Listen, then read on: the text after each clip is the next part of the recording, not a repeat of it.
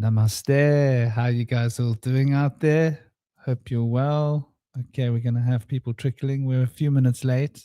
I'm sorry, that's both on me and Shinobi, but pretty much on me. It's always on me. I'm always fashionably late. It's something that I pride myself upon, it seems. Be proud of my fashionable late tendencies. Tom Rue, brother, Howard, I don't think you guys are in the room at the moment. Or if you are, there's a glitch.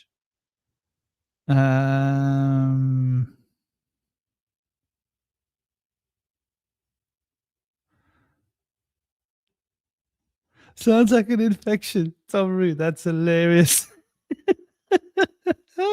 Gotta love Tom Rue. Oh, that's a beautiful thing.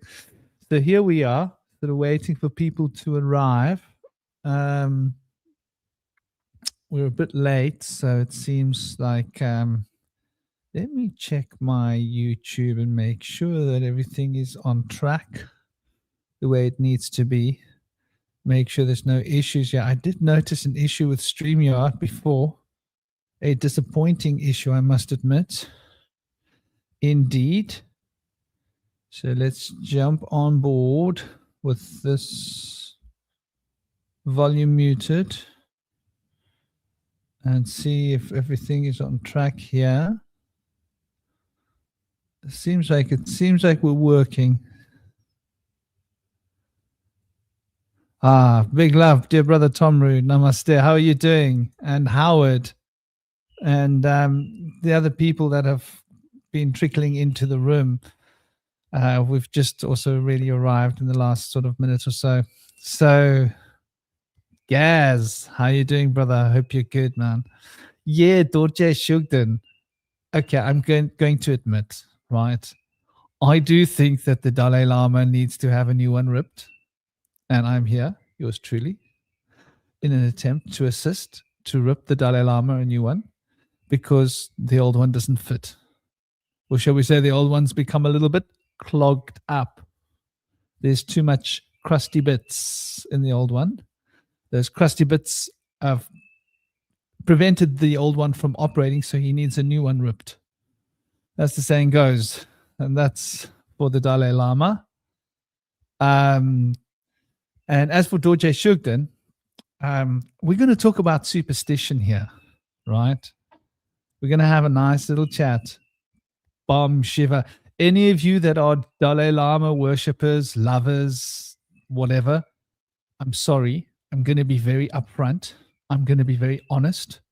I'm going to say it as I see it. I'm going to express thoughts that I don't often say openly. It started with a little conversation. Just a little bit of a conversation. You see, there's this guy who portrays himself as a shaman. And I thought, well, let's go and check this guy out. And so I went to go and take a look at this guy and see just exactly who is this guy and what's his story. What's he's seen, what's his I believe he's written some books, and you know how it is. These people, they come and they write books about shamanism, and they read books about shamanism, and after reading all the books that all the other so-called shaman have written, because as we know, the first thing that one does when one's a shaman is one writes a book about shamanism, right? And then starts training and teaching other people to become shaman, because that's the done thing, is it not? Because shamanism's like, it's just a thing that everybody does, right? And so there's a lot of this new age shamanism out there, which is particularly toxic in my opinion. I've got a few of those new age shaman books on my shelf, and the truth is I've never gotten past 5 or 6 or 7. I don't even think I've read as many as 10, maybe 10 pages of a book before I'm searching for the nearest bucket. I'm looking for a bucket. I'm like, no, I cannot digest what I just read. I need a bucket to put it into, because it's not going in that way. There's no way I'm letting this run through my system. And there's all these so-called shamanic initiations with incense and bells and whistles and cute little incantations and chants and certificates. There we go, boy, now you're a shaman.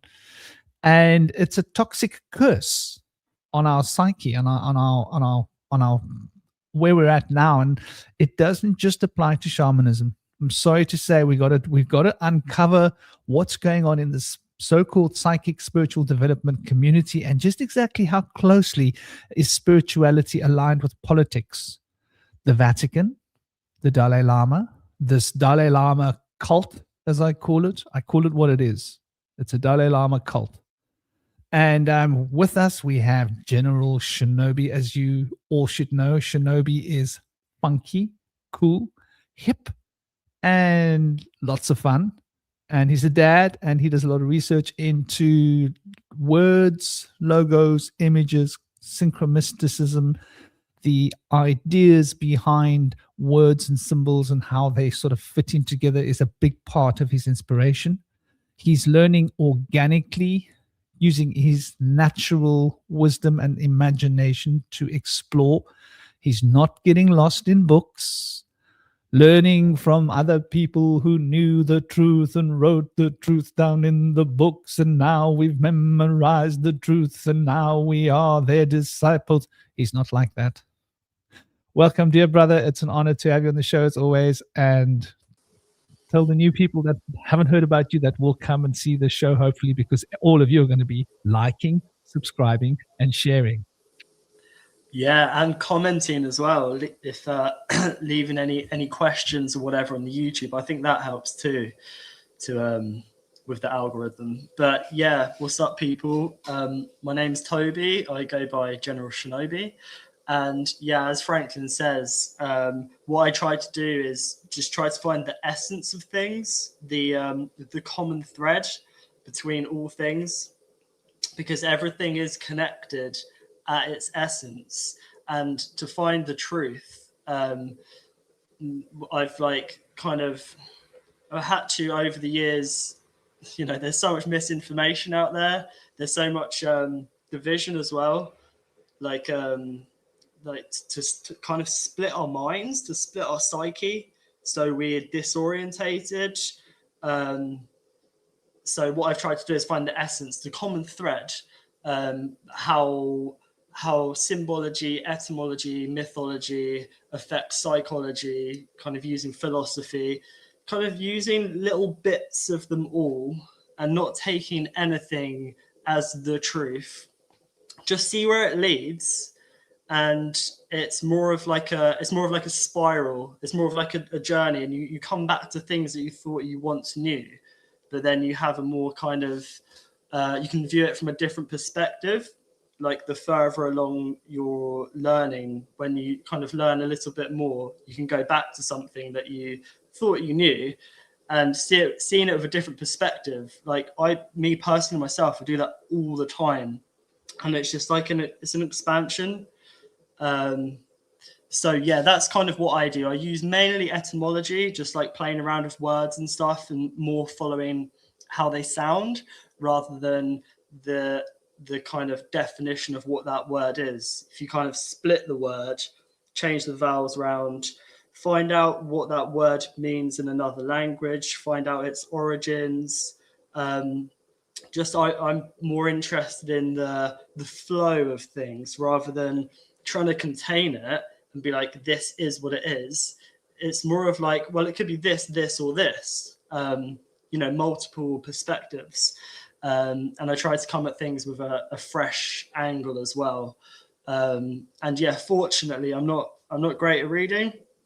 I do read non-fiction books, but I'm not really a sort of factual book person, which is quite good because I've not really got my information from books. It's more of conversations, speaking, and own personal research.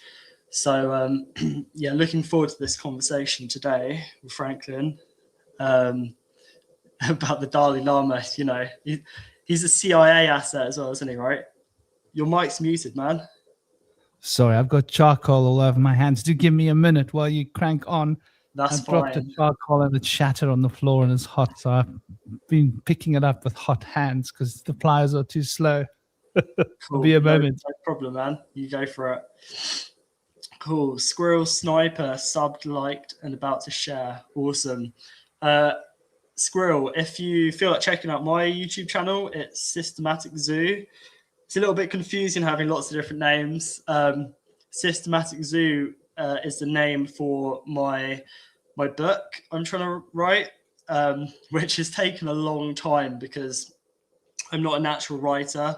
I come up with loads of concepts, characters, stuff like that, but sometimes it's a bit much.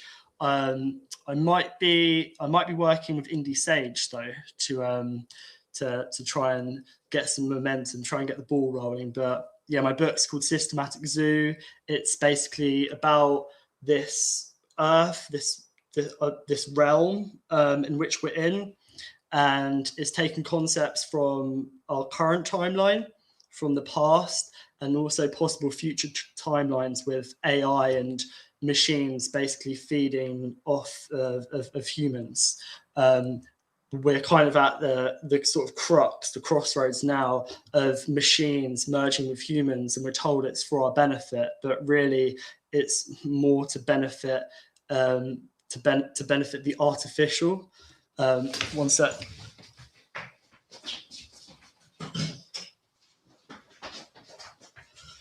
Sorry about that. Coffee was finished. So I'm back, brother. On the hob. Sorry for that. Sorry, people. I made a charcoal and it cracked in my pliers.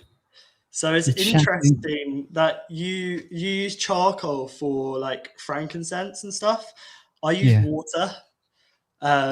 So I've got a what's it called? The diffuser that I use. I put essential oils in it. I've got some charcoal somewhere, but I prefer putting it in water. Of course, like I'm quite drawn to the watery world, the water element. So it kind of makes sense that way. I wonder if there's a difference though into the benefits of whether it's like water steam, like water vapor, or whether it's done via charcoal. I'd be interested to know that actually. There's a massive difference. The difference is huge. Let me get that difference up on the screen for you guys, so we can drink in the beauty of the difference. But water is great. I'm not using essential oils. That's why I use charcoal, because I'm using the actual resin. So the actual resin looks like, let me find a piece of resin for you. It looks like chunks of resin, right? Like this. This is Boswellia Carturi. There's different kinds of frankincense. I've got like a few different types. And I break this up into little pieces and I just drop it on my charcoal. And I do have essential oil. I put the oil into carrier oil, which I all like rub on my body. Sometimes what you're doing is quite nice. Sometimes in a home, if people have like asthma sometimes, but you can develop a tolerance for the smoke because it's natural smoke. So why carbon? Ooh, sorry. I've got a little lockpick expert on my toenail, so I've got to be a little bit careful. I'm just trying to see where it is. There we go. There it is. Okay. So carbon. Okay, so the atomic weight is 12, right? On the one side of the point. Okay, come up. He's biting my toenail. He's quite a cheeky little boy. You're getting way naughty, huh? Come, let me move my hair out of the way for you. So we've got carbon, which is atomic number 6, Venus, right? But it's Venus of the Empress. I want you to think about the Empress and the forces of life. And it's a cubic form, crystal. So there's an element of, it's obviously related to Saturn on one hand. And on another hand, it's related to Venus. It's also 12 on the 1 point, right, of the decimal, right? And so that's quite important. It relates us to the macrocosm. It relates us to the Jupiterian principle of expansion, even though it contains, and so it's contracts. Charcoal, carbon is the basis of organic life. So carbon has its place in our bodies. So our bodies have a lot of information, water flowing through the body, but the structure of the body is related to carbon specifically. So programming the structure as opposed to programming the information flowing through the system. Does that make sense as a difference, the way I'm explaining it? I hope it does. Yeah. Well, what's interesting about that is water is related to hexagonal to a hexagon as well, and also structure, because around our DNA and our cells we have structured water, like exclusion zone water, easy water, plasma, which atomically is a hexagon. So carbon and water are both very similar, So it's interesting, they're both related to structure, because the water around our cells is structured water. Right, exactly. So, and when we're looking at the atomic weight, right, it's quite interesting because it's 12 on the one hand, and on the other side of the comma, it's 0, 1, 1. We usually go with the 3 positions, right? Operating within the sphere of the decade. And the 1,000, the 1,000 is sort of fundamental. Hence, you've got the 1,000 petals of the Sahasrara chakra and the 1,000 numerical potential expansions of the Paleo-Hebrew Phoenician language, as is outlined in the Hermetic Kabbalah, as well as other forms of Kabbalah. In fact, the language itself goes up to the number 1,000, and the number 1,000 is a gigantic Aleph, right, which is the basis of the alphabet, which starts on 1 and ends at 1,000. And then you have the numerations for the hundreds, the tens, and the enneagram represented. So you have the enneagram represented. Then you have 10 to 90 represented. Then you have 100 to 900 represented. So you have 3 cycles of 9, which is 27. 27 being a foundational, fundamental number. It's on one hand, it's 1/4 of 108, which is the astral map, the mapping of the astral sphere, how the chakras are related to each other. Hence, when we work with the astral body, as in like mysticism is very focused on the astral, we will work with the 108 as the sequences. But when we're working with the etheric body, we'll work with the etheric body. We're working with the 72 quinets. The Western occultism, Western magic tends to focus on the quinets, the 72 elements, as opposed to 108. So there's a very interesting nuance here where it's the 12 and the 11. So yeah, carbon is like pretty incredible stuff, really, if you get right down to it. It is also what becomes a diamond, right? It's what becomes a diamond. So it roots back to Venus, if you see where I'm coming from, the diamond, carbon, compressed carbon. So yeah, very, very interesting question, that interesting idea. But using water has got its own other potentials as well, obviously, because water is quite useful in many ways, right? There's many things about water, I think, that are fascinating to contemplate as an idea.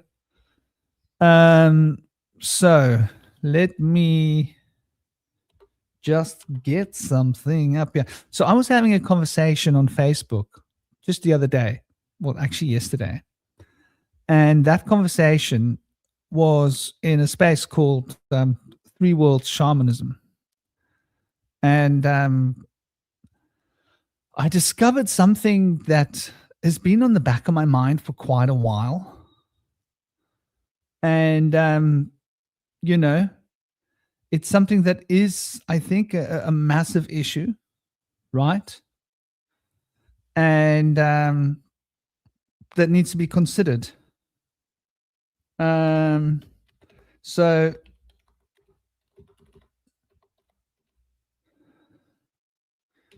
I just want to get some clarity here.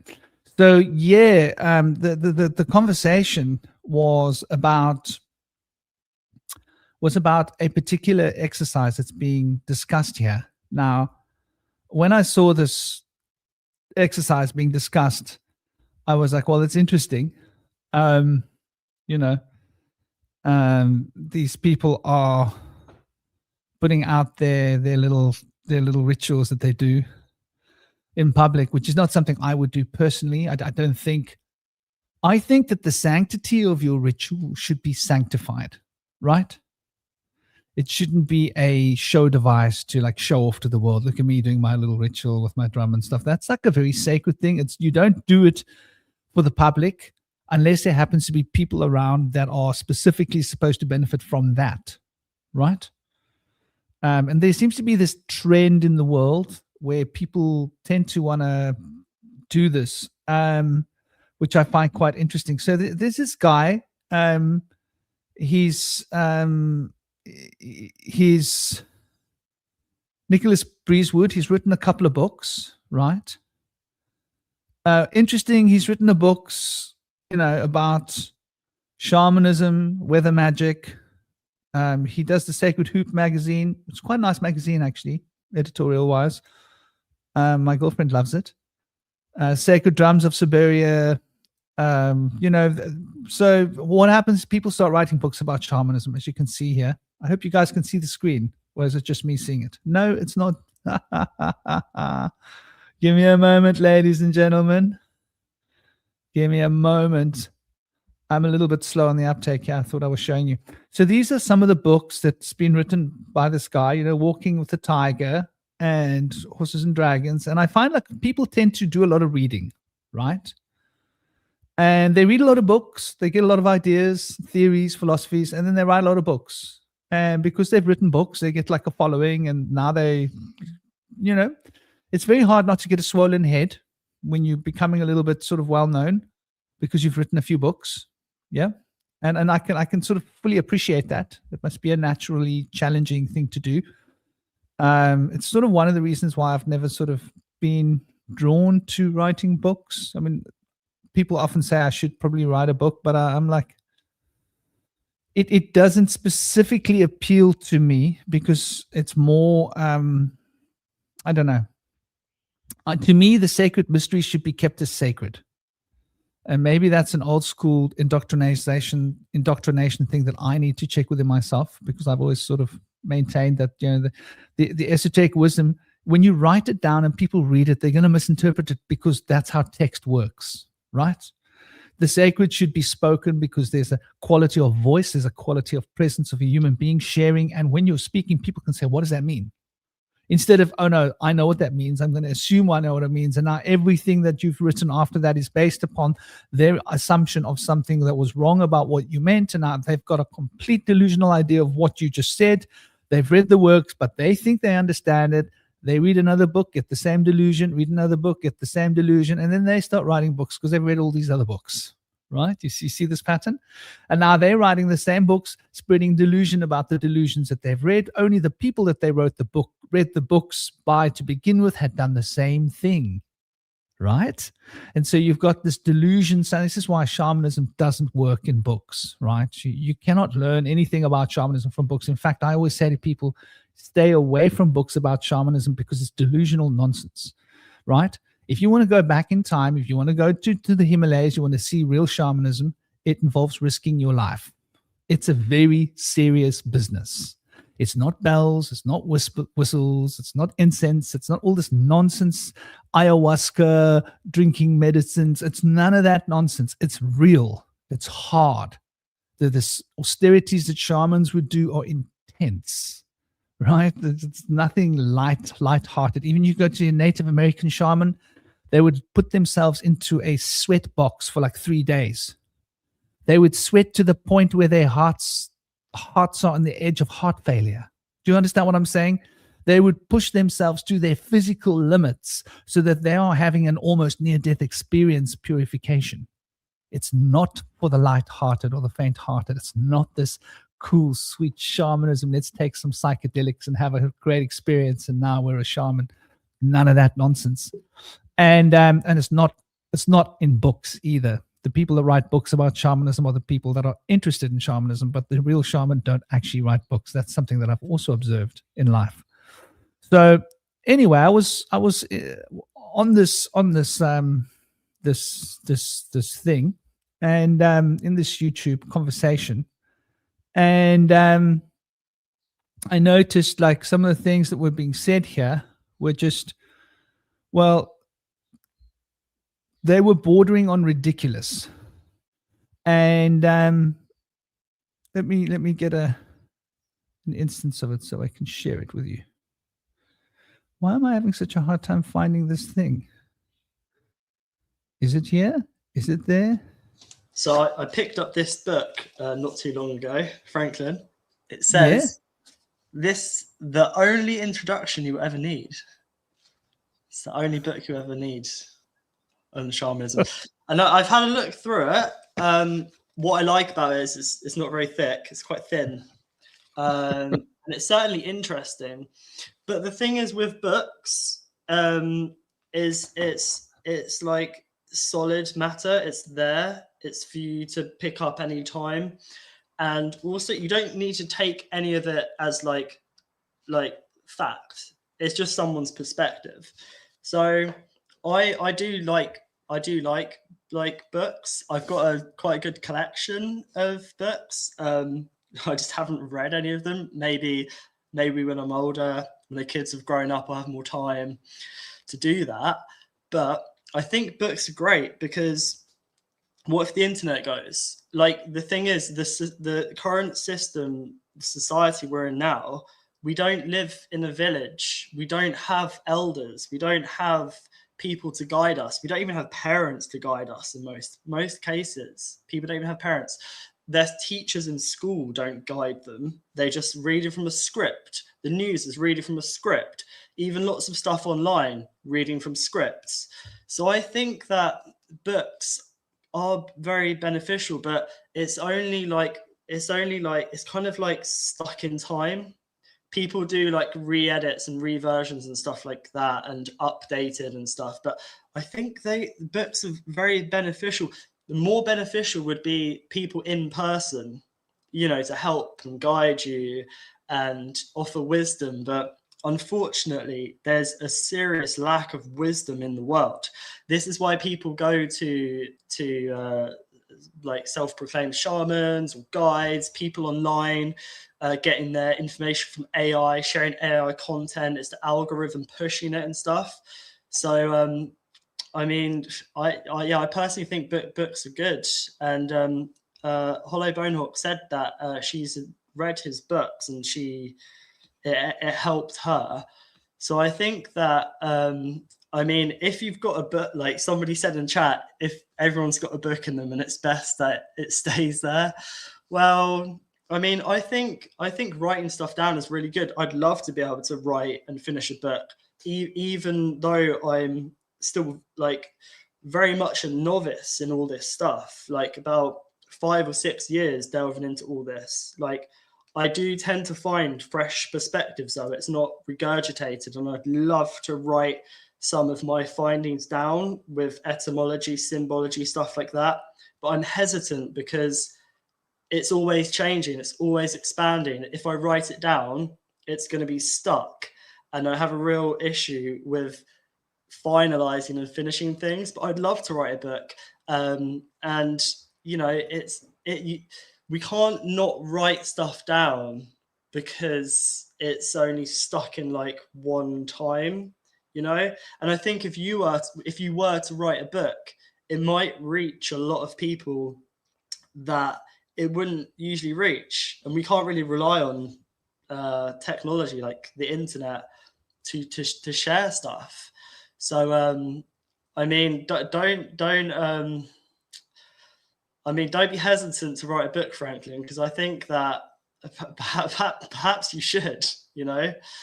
It doesn't have to be grandiose, like, oh, this is the way and stuff like that. Like perhaps some people do, but I think that there's no harm in sharing stuff. Like I was very hesitant to start going on podcasts a couple of years ago, and the podcast I went on even last year, I'd love to go back on because there's things I said which I've now learned and I've altered my perception.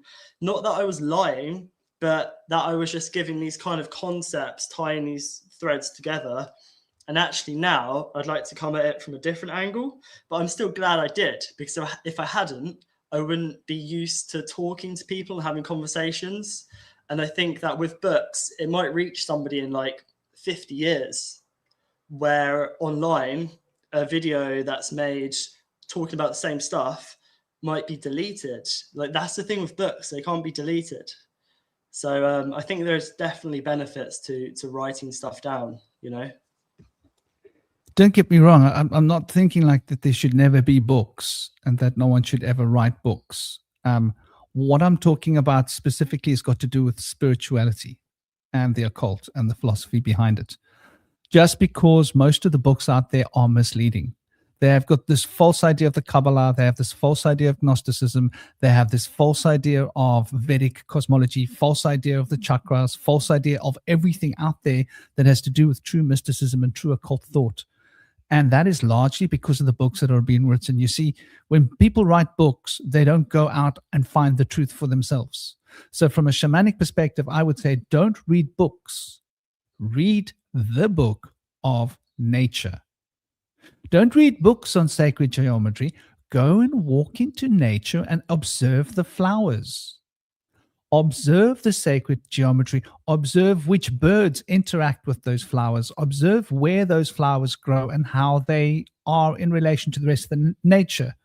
And that will get one to the point where the spirit of that flower, the consciousness within that being, will reveal to you its true inner nature. This is true, we'll call it sorcery, occultism, spirituality, esotericism. So what's happened is people no longer go into nature because they substitute true knowledge for fake knowledge that they find in books. And the problem with books is people come to me all the time for relationship advice, right? And he said, she said, she said, he said, he said, she said, she said, he said, breakup. Why? They were communicating via text. She said x plus 2 equals 5. But because he was reading text, he read x plus 3 equals 4. Because he's x plus 3 equals 4 equals, so he responded to the x plus 2 equal 5. And he said, but what if x is minus 7? She thought he meant, what if x is plus 6? So now they've got these two completely different narratives running in their heads. He thinks she meant that when she meant this. She thinks he meant this when he meant that. Now that becomes an argument, and a big argument forms over nothing. And this is like a really common reason for breakups, just to bring it into the human context for a moment. So when they say that language, and there's been a lot of research into this, I believe that 60% of all communication is nonverbal. Are you aware of that? This is the official stat. Between 50, 40, and 60% of all communication is nonverbal. That is to do the tone of the voice, the inflections, the body language, the way that it's said. So for us to be here communicating, our ideas are being clearly communicated and people can hear what we're really saying because they're getting pretty much 100% hit. They can see us, they can hear us. There's an intonation, the way that we're using the words, where if you write a word down, it loses all of that context. So now I have to read a book and I have to project my own context onto the way that these words are written. And there's an opportunity. Now, to answer what Hollowbone Hawk said, if you are a spiritually gifted individual, you will go into nature and nature will talk to you. You will look at a blank wall and that blank wall will reveal something to you. Looking at a rock, the rock will show you something. There will be a communication from everything around you. She happens to be a particularly gifted individual that would have basically gotten insight and help from whatever she had read. She could have read a political manual and it would have been of benefit to her, right? She could have read a manual for how to run a jail and she would have found a spiritual message in that. We will anthropomorphize everything within us, around us. This is the natural human condition. So just because you got something good from a book doesn't mean that that book was giving you the truth. There's two different stories here. And books are really great. How to build a house. Absolutely, a book. We need to know how to build houses. This is specific information. How to manage a particular... Yeah. Yeah.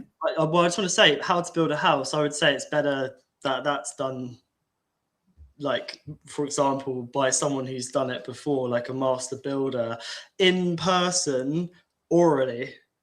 I would never build a house by reading a book. I just want to flip what you just said.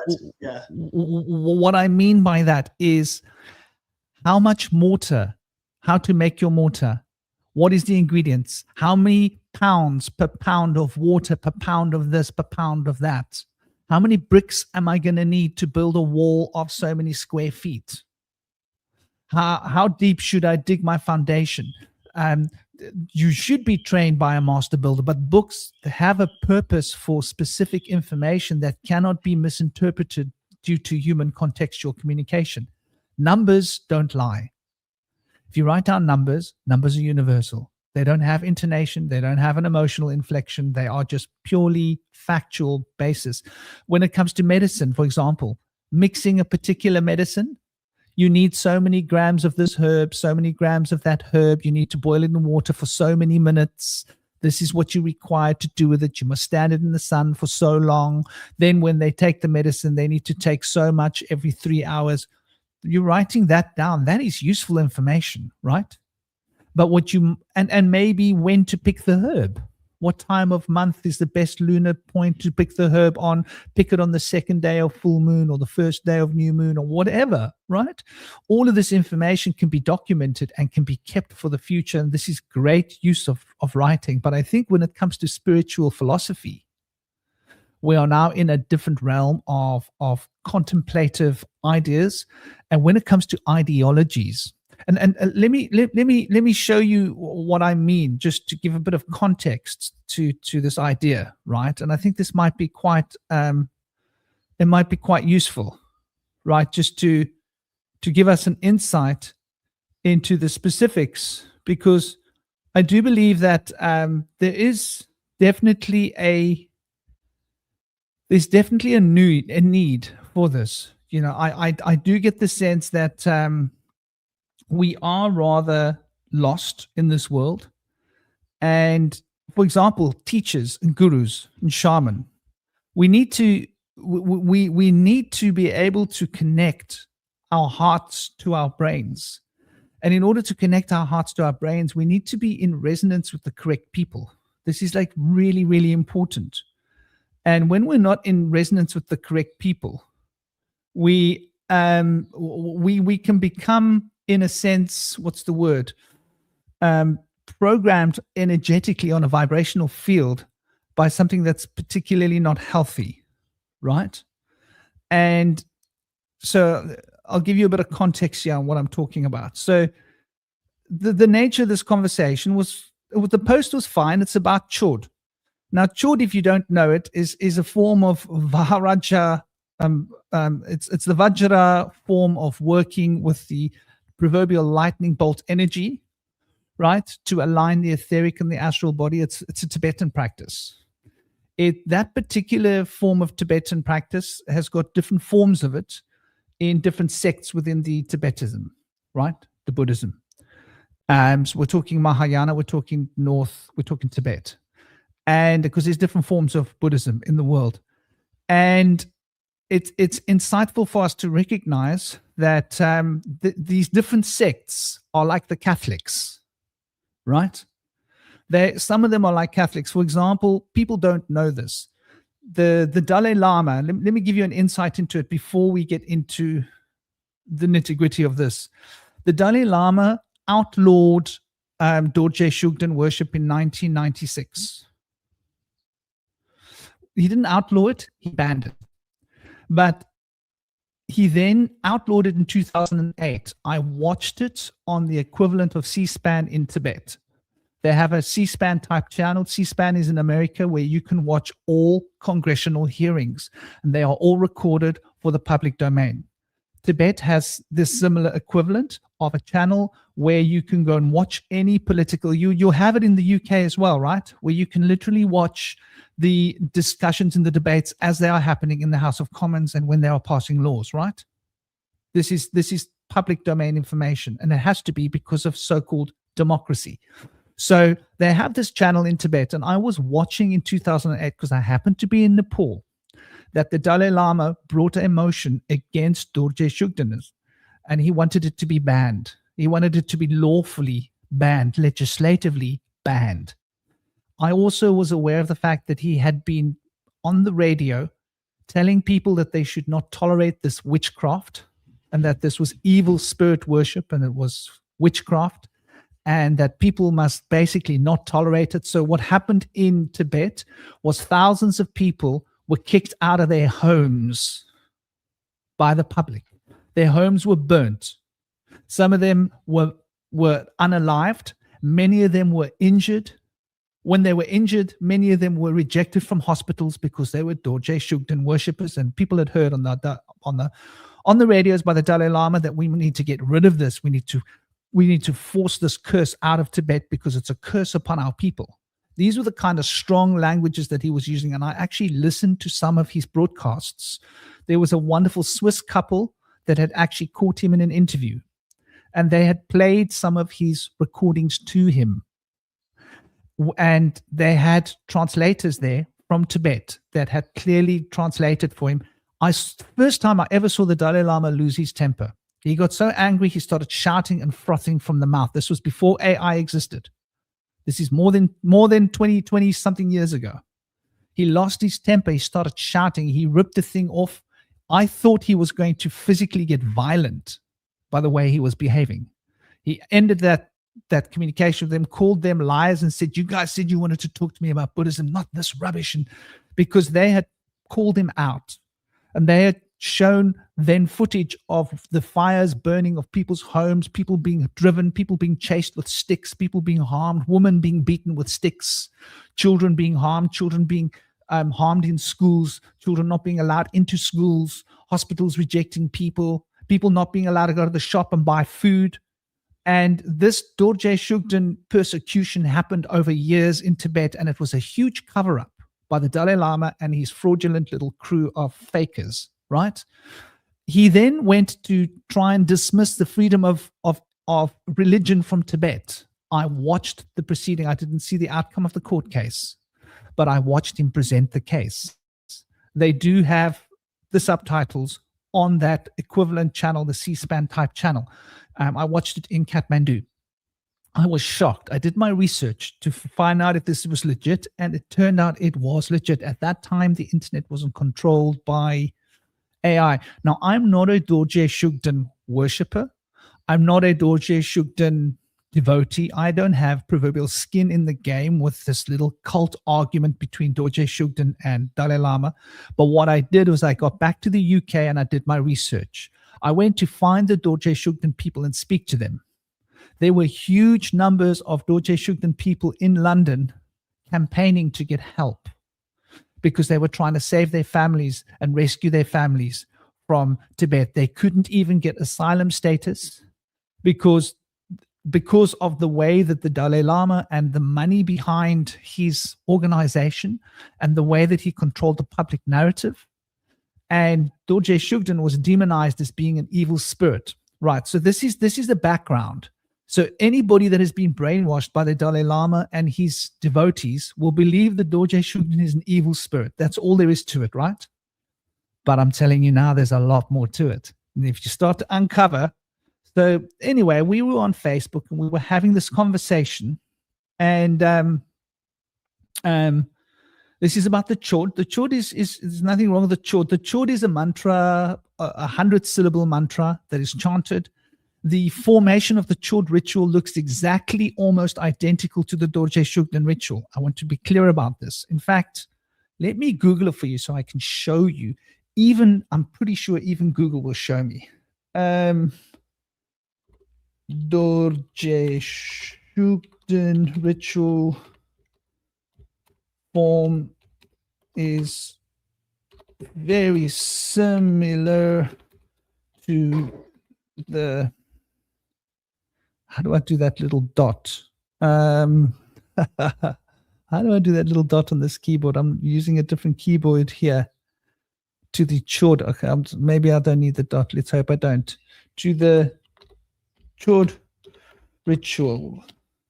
And you should be able to get information here.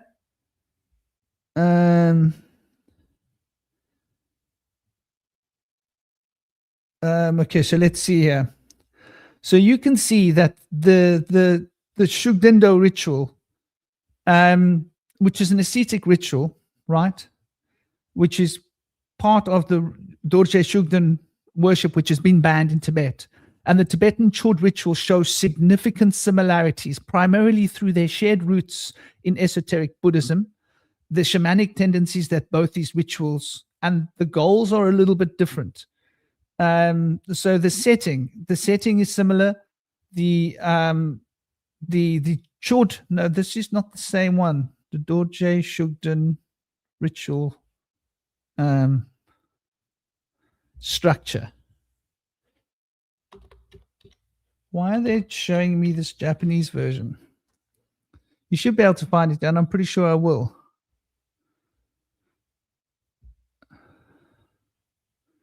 Okay, so the Shugden and Chod similarities.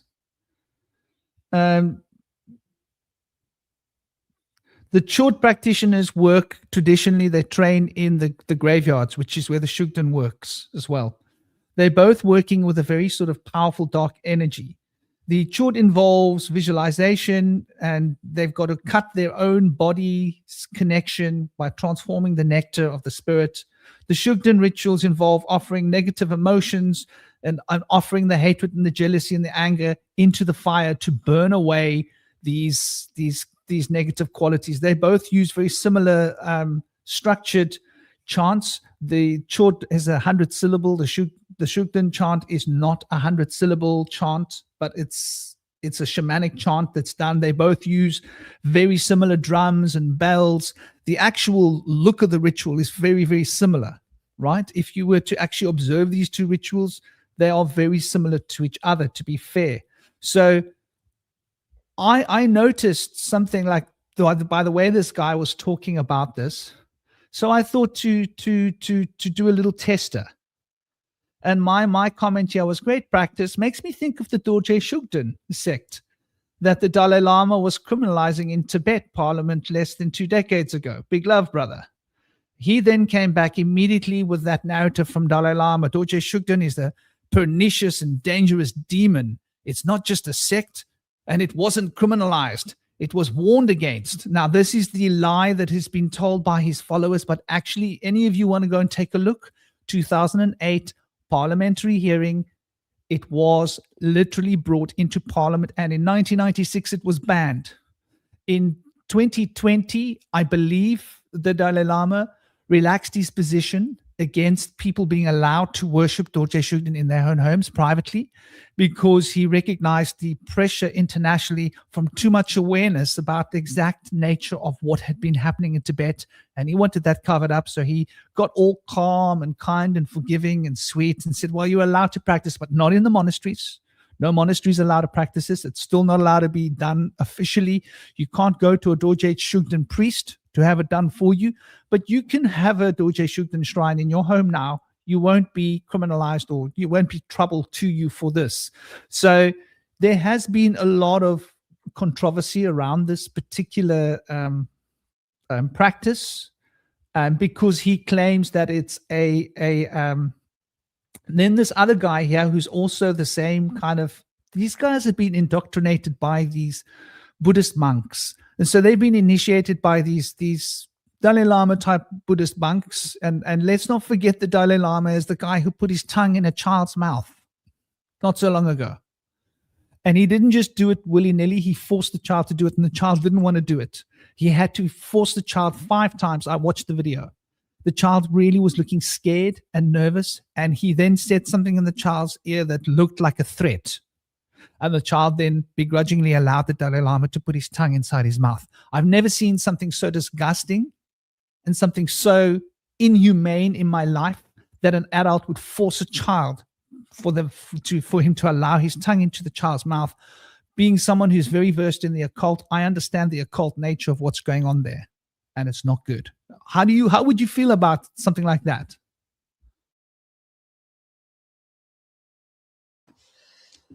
Yeah, he asked the child to suck his tongue, didn't he?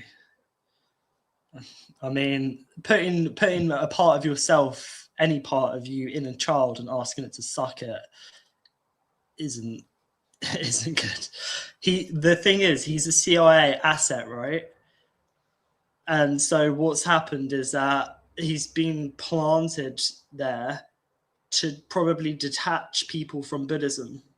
Like we have other people planted in place to detach people from Judaism, and people in place to detach people from Christianity, because there are these people on the world stage doing deranged things. And it's all part of Project Bluebeam, in my opinion, to detach people from God, to bring in their new AI, one world religion, giant space show, whatever. It's all a part of that. But yeah, the Dalai Lama is a CIA asset. So of course, when he gets told to do something, like, was he told to do that, or did he just do it anyway? Who knows? He still did it. Doesn't matter.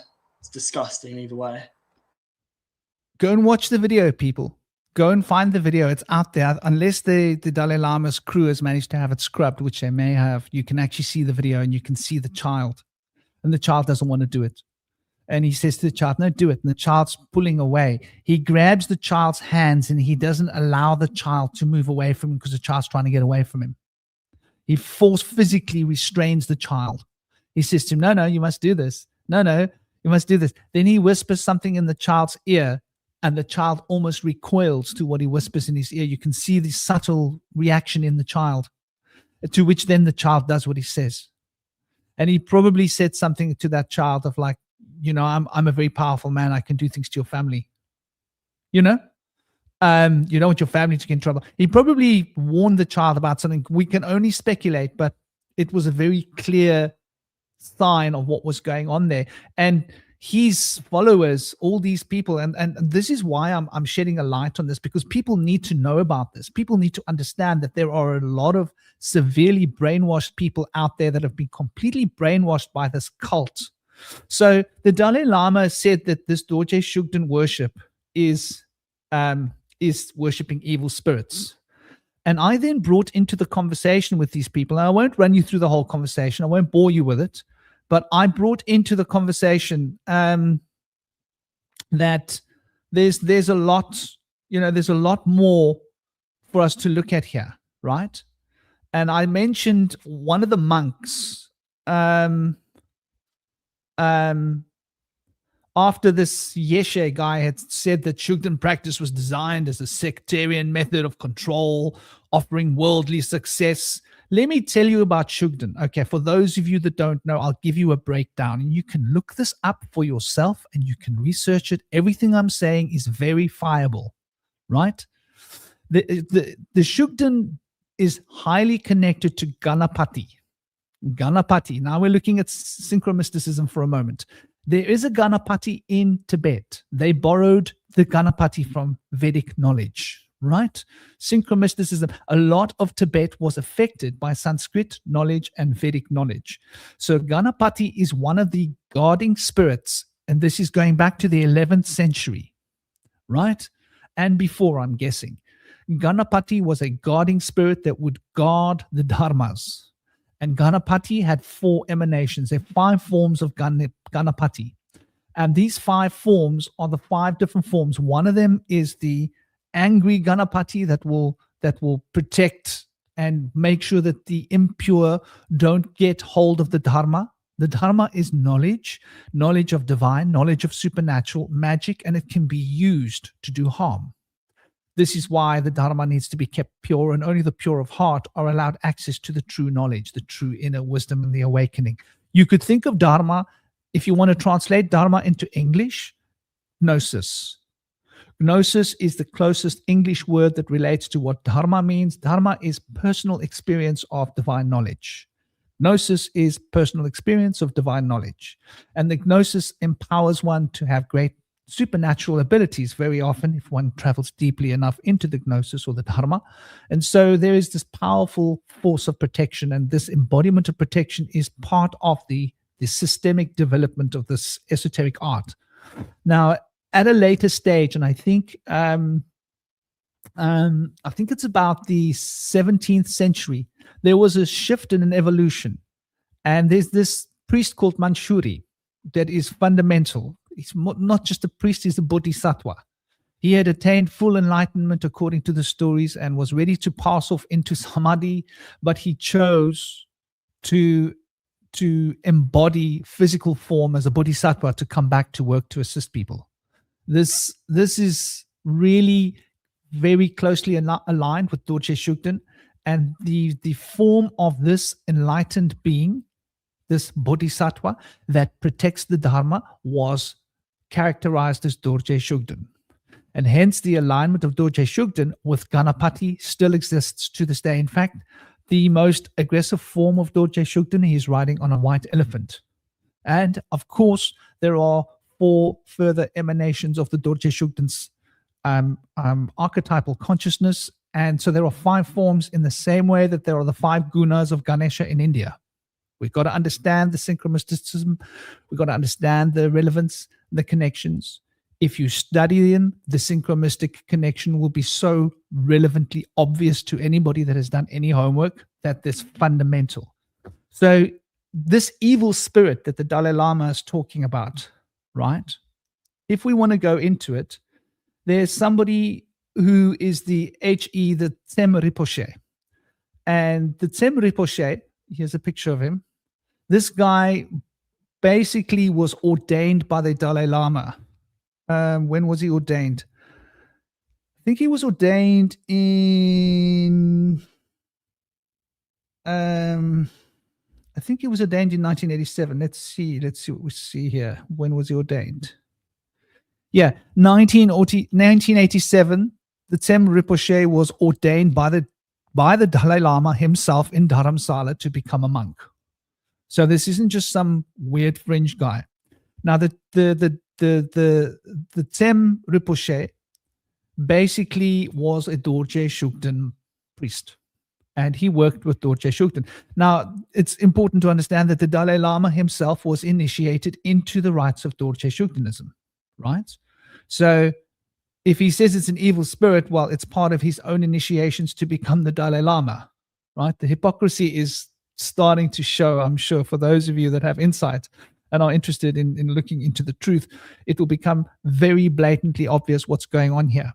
So you have to really stick your head in the ground not to recognize what's going on here, to buy the ideas sold, right? That ridiculous idea.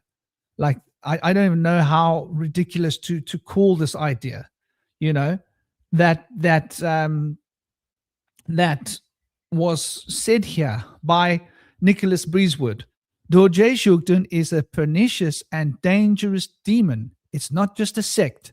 It wasn't criminalized. It was warned against. So it was warned against, apparently. So I actually went and found a whole lot of evidence and put it into this conversation so that these people could respond, these 2 guys that were obviously Dalai Lama worshippers. And they were able to ignore all the information that I shared. And I shared the specifics, like, for example, what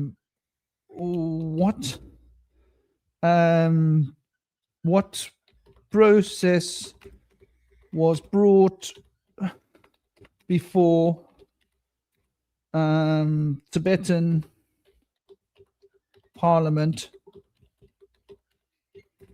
in 2008, I know because I was there, regarding Dordge Shugden worship by Dalai Lama. He was one of the main spokespeople that I saw speaking about it. And let's see, right? So it's important to see whether people are making up nonsense or whether they're talking the truth. This is always, to me, fundamentally important. So in 2008, the Dalai Lama and the Central Tibetan Administration, the government in exile, intensified the ban on worship of the deity Dordge Shugden, right? Leading to a significant reaffirmation process regarding the restriction of the practice within Tibet in exile communities. So not only in Tibet, but the exiled Tibetans were not allowed to practice this. Intensifying the ban, meaning greater consequences, right?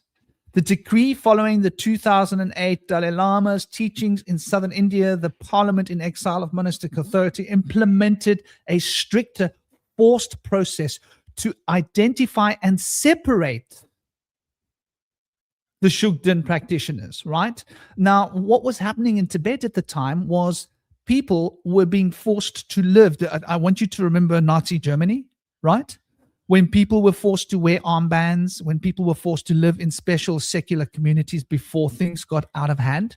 This similar process was happening in Tibet. People were forced to live in certain places. They were given specific housing in specific areas so that they could be easily identified as Shugden worshippers by the rest of the populace. The amount of evil that has gone into the persecution of these Dordje Shugden people in Tibet is incredible. Incredible. So now we see that there literally was a ban.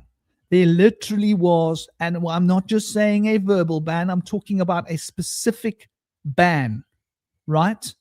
A specific ban which is lawfully administrated on an administrative level in the legal, using legal infrastructure of Tibet. Now, here we see this brainwashing. This is where the brainwashing comes out. Now, I want you to bear in mind that this person is writing books as a teacher to teach spirituality to other people. But the level of delusion is quite sad because they're very quick to correct you when you say something that's true. That, like I said before this, right? Dordje Shugden sect that the Dalai Lama was criminalizing in Tibet Parliament just a bit less than 2 decades ago, right? It's now 2026. The ban happened in 2008. It's 18 years. I'm pretty much exactly specific factually. This is what happened. But the guys here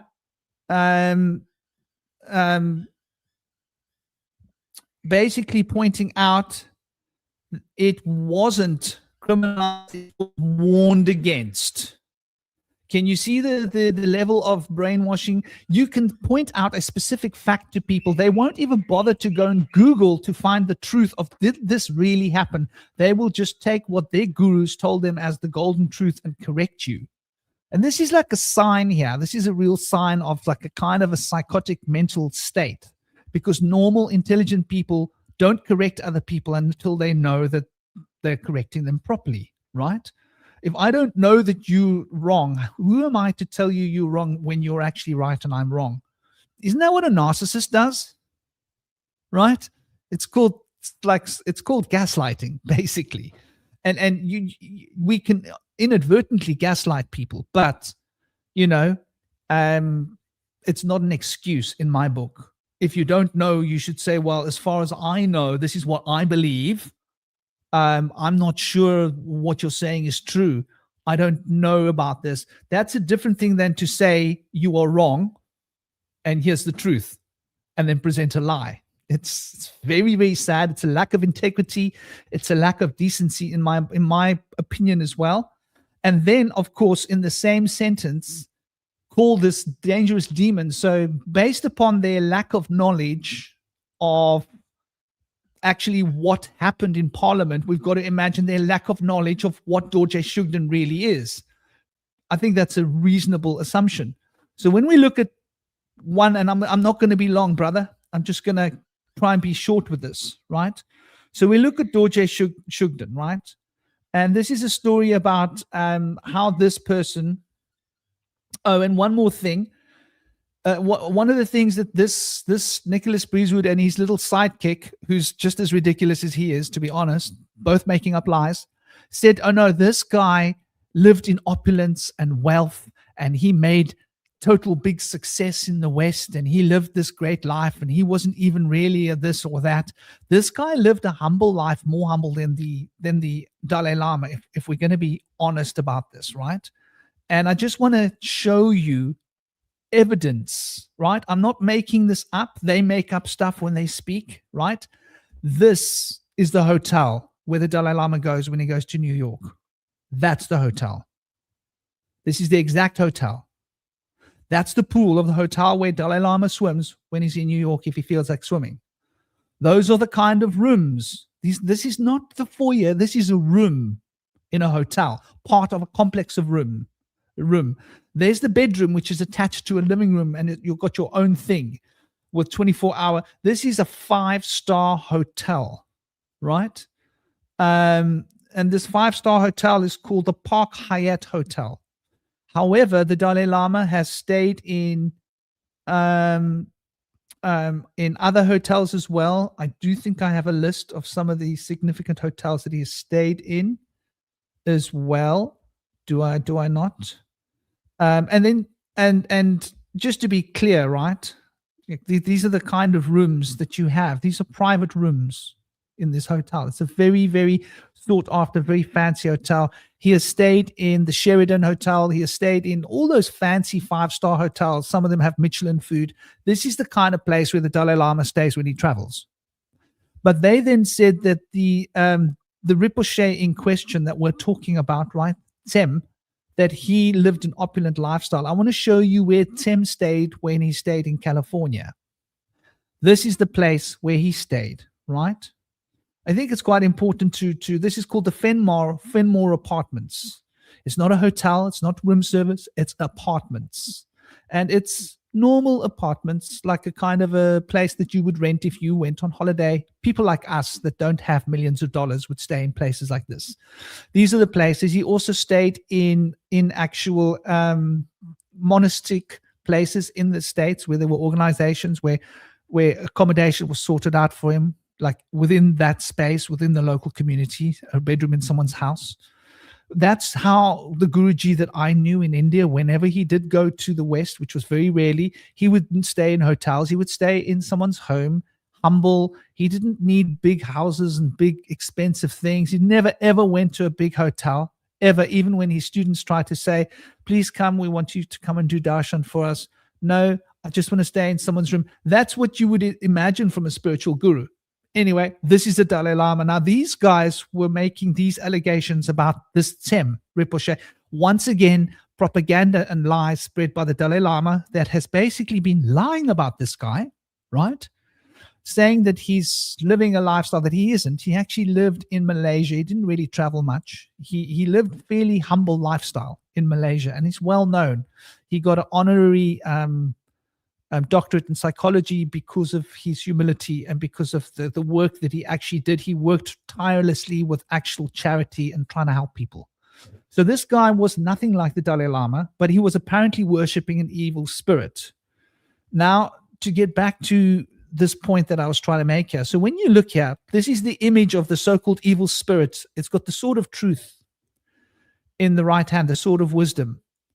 And this representation is actually this Guruji. You're not showing it, Franklin. It's not on the screen, the image. Oh, thank you for that, brother. No worries. So there we go. Got to remove that one first so we can put that one on. So there is the idea, and I'm not going to be long, brother. This is where you can see the iconography, right? This is that bodhisattva that I was talking about earlier, with the sword of wisdom, discrimination in his hand. And here he is coming with the passion. And so this is about some of the art that's been done with regards to the Fuvian art, where here they have done different kinds of Fuvian art that he was very interested in promoting art. So Dordge Shugden, the protector of kindness, right? So this guy never once said a bad word about the Dalai Lama. I want to point this out. The Dalai Lama called him out, called him names, said that he was an evil spirit worshiper. Their organization basically smear campaigned this guy because they felt challenged. And I want you to understand why the Dalai Lama needed to get rid of Shugdenism. The Shugden is against the bonding of the 4 different dharmas of the Tibetan system. They were all supposed to have their own places, and they all have, but the Dalai Lama, in order to get absolute control of the entire monastic order, had to blend all of the 4 under his control. And Shugden, they were resisting being under total control of the Dalai Lama. And this is really important to understand. There's a political element as to why Shugden was removed. But you won't hear about this within the confines of the Dalai Lama's crew, right? But there is an element of this. If you go and do your research, you will find that there is actually quite a lot that's been said about this by international reporters. So who is Dordge Shugden? So Dordge Shugden is an enlightened Dharma protector, the wrathful emanation of Manjushri. Now, Manjushri is a name that you will have heard in the Vedas as well. He's referred to as the father of all Buddhas. He is the bodhisattva that takes one towards the absolute liberation and protects the dharmas from those that are not worthy, in his wrathful form as Dordge Shugden. The origin of all the accounts, Manjushri acquires enlightenment, but instead of ascending to become a Buddha, he returns as a bodhisattva to assist all mankind as enlightened beings. As the embodiment of the Buddha's wisdom, Manjushri is one of the most important bodhisattvas and is highly regarded in many traditions of Buddhism, not just the Dordge Shugden, many of them, right? In Sanskrit, his name means he who is noble and gentle. And yes, Manjushri is written about in the Vedas as a very important character. This is part of our ancient history. And he's written about as Wenshu Shili in China, and Monju Basato in Japan, and Musu Posal in Korea, and Champel Yang in Tibet. These are all the same person. Throughout history, Manjushri returns to help our spiritual journey. Dordge Shugden is a wrathful form of Manjushri as a Dharma protector, an enlightened being who averts our karmic obstacles in life and helps us achieve our spiritual realizations. Dordge Shugden manifests in the form of a monk wearing a pure robes of a fully ordained monk, the Bhikkshu, showing that he brings kindness, compassion, and generosity towards others. Now, the argument is that, like Ganesha, he blesses people with physical abundance. And that is the argument that they've made, that he's like this opulent and he's material. This is the stuff that you'll see in this conversation, which I won't even bother to show to you guys anymore because it's just ridiculous. This nonsense that they were vomiting. So here's what we've got is a sect that is demonizing another sect because of political power, right?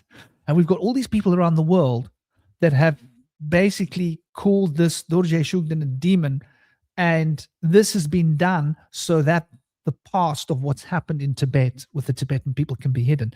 This is what happens when politics and religion get blended, right? There's the same politics we see in the UK, the same politics we see in the USA. Let's face it, the Dalai Lama is a politician first and foremost, but he uses religion as a weapon and he harms those that get in his way. And when he's not doing that, he's playing with kids in ways that nobody should. I don't know. I've gone on and on and on and on, but I think that this is a bigger issue. It goes beyond the Dalai Lama. What are your thoughts?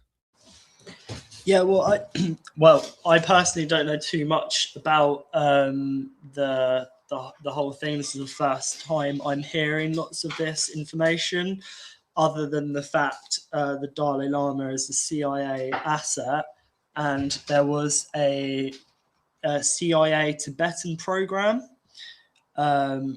which the Dalai Lama was a part of, and of course him doing that weird stuff with that kid as well.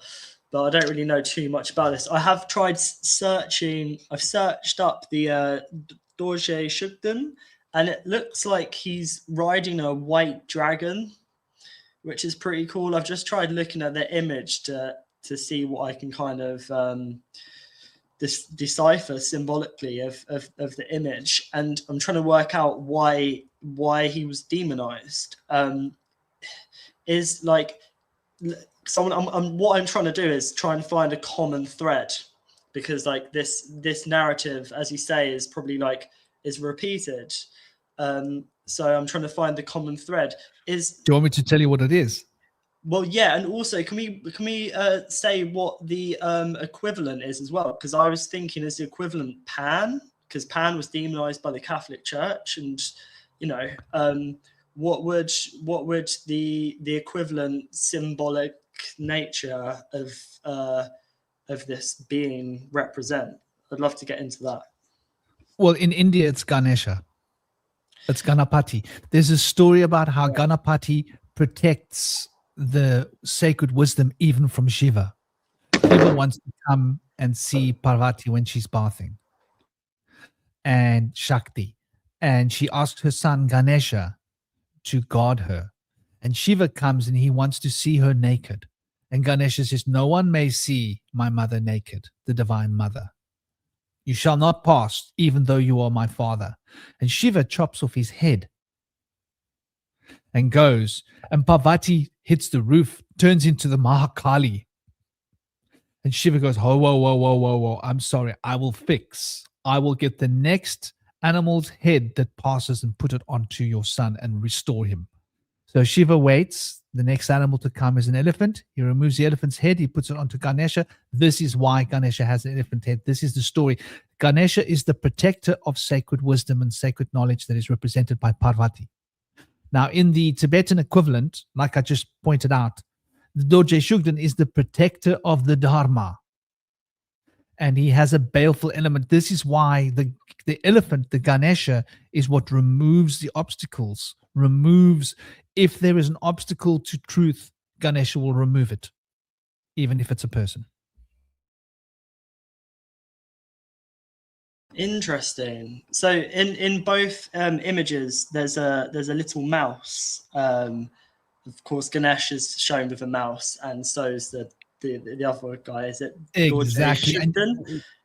Yeah, and then it sort of reminds me a little bit of like Pegasus as well, like the white horse, and perhaps this is related to the etheric body as well, like the structure, hence the fire outside of the body. Because how I can relate this to what's going on right now is that it seems that it's the etheric body that these vampires want to sink their teeth into, because that's our connection to the aether. That's how we get our life force and our energy. And the reason I bring up Pegasus is because that guy is riding a white dragon, which kind of reminds me of a white horse, and Ganesha symbolizes intellect, wisdom, the ability to overcome challenges, remove of obstacles, and sort of initiator of beginnings. So it's a very fresh energy, which to me screams intuition and imagination. And I believe that we get that from the ether, from the aether. You know, so that's very, very interesting. That kind of relates to what's going on at the moment, because both the dragon and the horse are sort of I think that you've called it Pegasus before when you're talking about dragons. When you were talking to Stein, you said the Pegasus when you guys were talking about dragons, and this whole thing of like, so for example, Saint George slaying the dragon. He also rode a white horse. But what I see our etheric body as, our life force, our chi, our prana, is our dragon energy, which is how we kind of which is what drives us through the world. And if we don't have this, if we're not able to take flight, you know, and like the dragon is kind of, I view it as a snake, connection to the earth being the feminine, the snake being intuition, wisdom, and then the eagle as well, representing the mind, foresight, to rise above. But so this is the bridge. So the eagle is the mind, the snake is the body, but it's the connection of the two. It's the union of these two opposites, the heart and the mind. When they're both in balance, that's dragon energy. And this is why there's so much done to disrupt our nervous system. Like the vagus nerve connects the heart and the brain. And we have Las Vegas, of course. And, you know, that's where blue light originates from, the mafia and the CIA. Do you know, I keep mentioning this in chats, but I need to get the documents because like people need to see. Well, some people are like, all right, show me proof. So I need to find that again. But the CIA worked with the mafia to see how they could easily manipulate people. And they started off using wires in the brain, but then they found that blue light actually makes people docile and more susceptible to following orders, and it's everywhere. LED lighting, there was a huge surge of it, especially in the UK in 2020, and the color for that year was blue, and that's like a huge step of Operation Bluebeam, because it's this blue light that kind of drains us. Does it drain our etheric body? I don't know. Probably. Who knows? But it certainly does drain us, because when kids are on screens, they're glued to them. There is the flashing images, the like changing frame rate and stuff, but there's also the blue light, because blue light's magnetic. This is why red light's healing. And this blue light kind of draws us in. We have it during the day so that we stay kind of vigilant, focused on the world around us. But my point is, I'm trying to make with this is that these protectors of, or guardians, let's call these gods, Ganesh and stuff, guardians of dimensions. And that this dimension, the one which bridges the heart and the mind, bridges spirit and matter, this kind of obstacles, one being Ganesha, related to wisdom, because it's with wisdom that we're able to bridge worlds, bridge realities, bring spirit into matter. And that is what this whole AI, artificial, CIA, Mossad, whatever, monetary system, whole false matrix is all about. It's about putting its foot in the doorway that we have, because we're all channelers. We can channel spirit into matter. We're creators. We can manifest and bring unimaginable things into this world with our imagination. And this is what this AI and this blue light, blue beam is all about, is basically trying to alter our thoughts so that we're transhumans. There's transhumanism, which is also transhumans. They just want us in the trance, docile. So this is why these guardians of dimensions are so important. That kind of help dissolve obstacles and give us fresh insight and fresh perspectives. So it's very, because I know a little bit about Ganesha.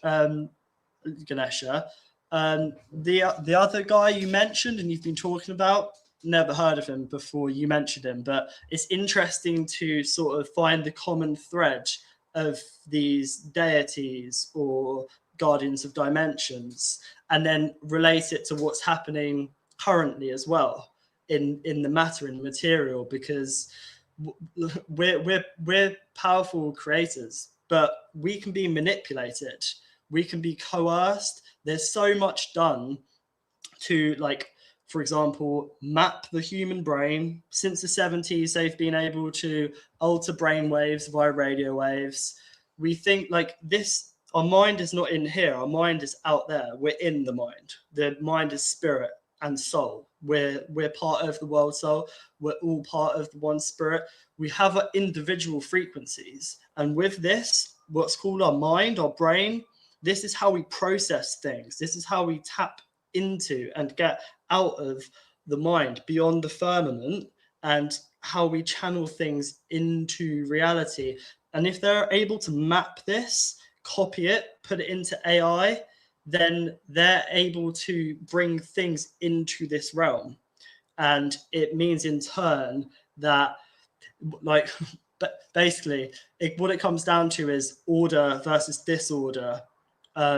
We can bring things into this world, like, which is kind of chaotic. Humans are kind of, what's the word I'm looking for? Not very predictable sometimes, especially if you're so-called neurodiverse, ADHD, autism, dyslexic, problem child, whatever. You're not reading from the script. They want everyone reading on the script. So this is a trickle-down effect, because it's not just to do with like our bodies and our nervous system and even our brains. It's more beyond that. It's the psyche, which is literally means mind or spirit or soul. And the psyche is really what they're trying to manipulate. Like, you can picture it as like strings, and they're trying to get everybody being uniformed. Whether it's the Dalai Lama, other assets for these families, like controlling the CIA and Mossad and stuff. The star says humans are programmable. They want humans to be programmable. So in the 70s, there's a patent. I'll try and get the number up. It's on my phone. I'll find it in a minute. From the 70s, a patent for altering human brainwaves via radio frequency. That was 56 years ago. This whole AI, this artificial, it's not to benefit us. Some people still think it is. It's not. You're deluded if you think it's to benefit us.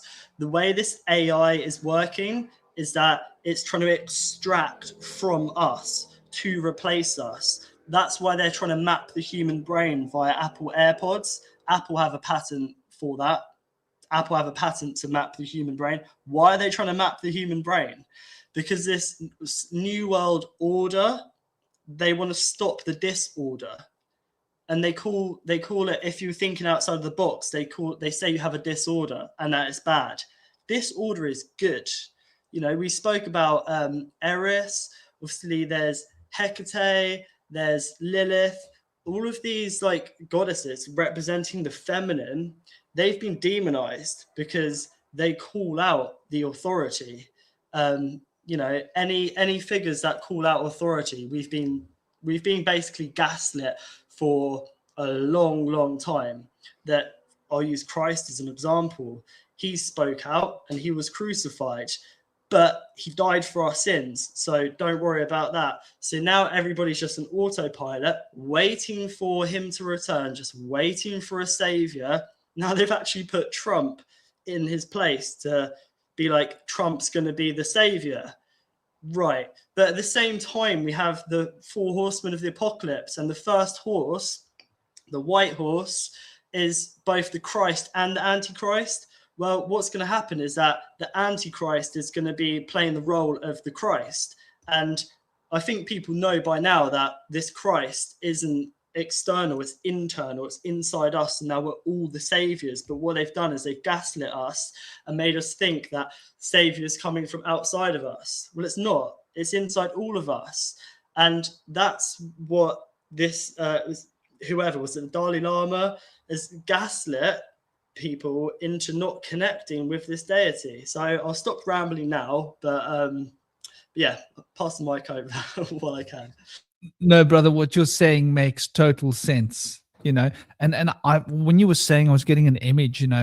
You talk about all the evil that's been done by the Catholic Church. What did the Catholic Church do? It removed all the Gnostic Christian churches. It removed all of the challenging churches the same way, demonized them the same way Dordge Shugden was demonized, right? In order to get a unified church that was under the control of one person, the Pope, right or wrong. So whenever you have that pyramid structure forming, you got to take a look at what's going on. And oh yeah, I just wanted to share this. I mentioned it earlier, and I figured it's worth mentioning here just so you guys can see. Just so you know, I'm not making up stuff, right? He has stayed at the Waldorf Astoria Hotel, Hotel Beacon, Park Hotel, 57th Street in Manhattan. So like these are all the most grandest hotels around, right? Just to be fair with you guys. The Dalai Lama doesn't travel cheap. Anybody that thinks he travels cheap like a monk, think again.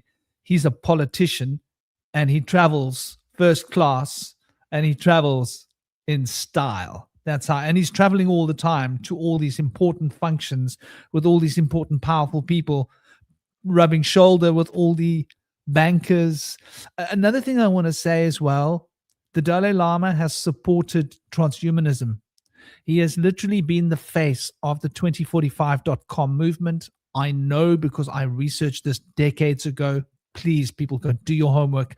Look at how Dalai Lama's position, what his position is on transhumanism. He doesn't believe that it's an affront to Buddhism, that people want to have their bodies unalived and turned it into robots and being turned into cyborgs so that they can live longer. That he has no problem with that. In fact, he has said publicly that he would sign up to be one of the first people to get that new body, the robot body, and have his consciousness transferred into a different body. So you got to understand, we're dealing with a transhumanist here, a transhumanist that, and I just wanted to share one other thing as well, with regards to what we were just talking about now, right? And I think it's really relevant. What the Catholics did, and like you said, this whole Christian order, we see the same thing happening here. Remember, I mentioned the 4 schools in Buddhism. They are the Nyingma, the Kagya, the Sakya, and the Gelug. And he has basically taken all 4 of these schools and condensed them into a single, right? And to overcome sectarianism. Wow, isn't that lovely words? What does that mean? Let me decode that for you. What that means is sectarianism meant that there were checks and balances. Technically speaking, having a cabinet of politicians rather than a king is sectarianism. Just having one person who's the boss, who's in control, that's not sectarianism, just to be clear. So he's now the boss of Buddhism, and he can say what the Mahayana Buddhism is. Before, he wasn't the absolute boss. He was merely the manager of these 4, but they all 4 had independent opinions and independent ideas and ideologies that were allowed. Now he gets to decide what isn't allowed for everybody. So we're talking about a Mussolini, a Hitler, the kind of notion of somebody who's like totalitarian in the state. Maybe not Hitler, I don't know about Hitler, but let's say Mussolini, huh? Let's say Stalin. This is what we are dealing with in a modern day equivalent. And he did it for the sake of religious harmony. That's another way of saying that he didn't want people contradicting him or having opinions different to his. He wants one opinion that everybody shares. It sounds like Catholicism to me, right? And everybody that doesn't agree, well, you'll be demonized. And this is sort of what we saw happening there. And I wanted to get into the whys of what happened as well. So the Dalai Lama, firstly, and it's important to know, probably just for the clarity for people that want to know the facts, so you can go look it up for yourself. I'm not making this up. He was ordained in 1987 by the Dalai Lama. So the Dalai Lama made this guy that he's demonized a priest, right? But when this guy challenged the Dalai Lama, he was no longer accepted, right? So we can see what's going on here, right? I'll make you a priest as long as you do what I tell you. Oh, you're not going to agree with me. Well, you're no longer part of my order. And my order is expanded into all 4 orders, and I'm now the only order that exists. This is really what's happened. And another thing I think that's important for us to sort of grasp, right, is that the Dalai Lama actually did specifically train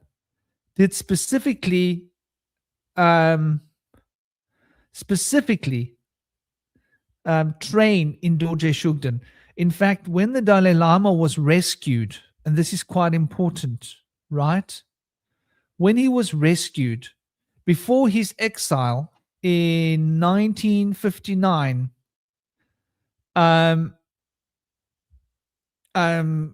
Dalai Lama was initiated into this, right?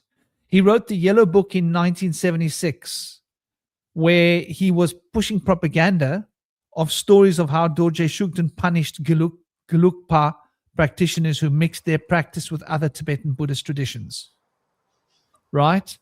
And so basically these people wanted to keep their Buddhism the way they wanted it to be. But he was trying to enforce his ideas and his practices onto them. And they were like, we've got our own form of Buddhism. This is what we want to do. And so he started writing this book of stories that would basically be of how the Dordje Shugden is going to punish all those people because they don't want to mix their practices with other practices from other traditions. And so the religious rights of religious freedom has been an issue since the late 70s.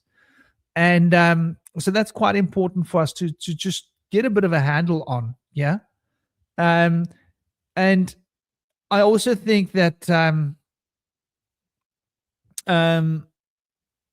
he gave up his role as the head of the Central Tibetan to strengthen the democratic process, but he's still in control, right?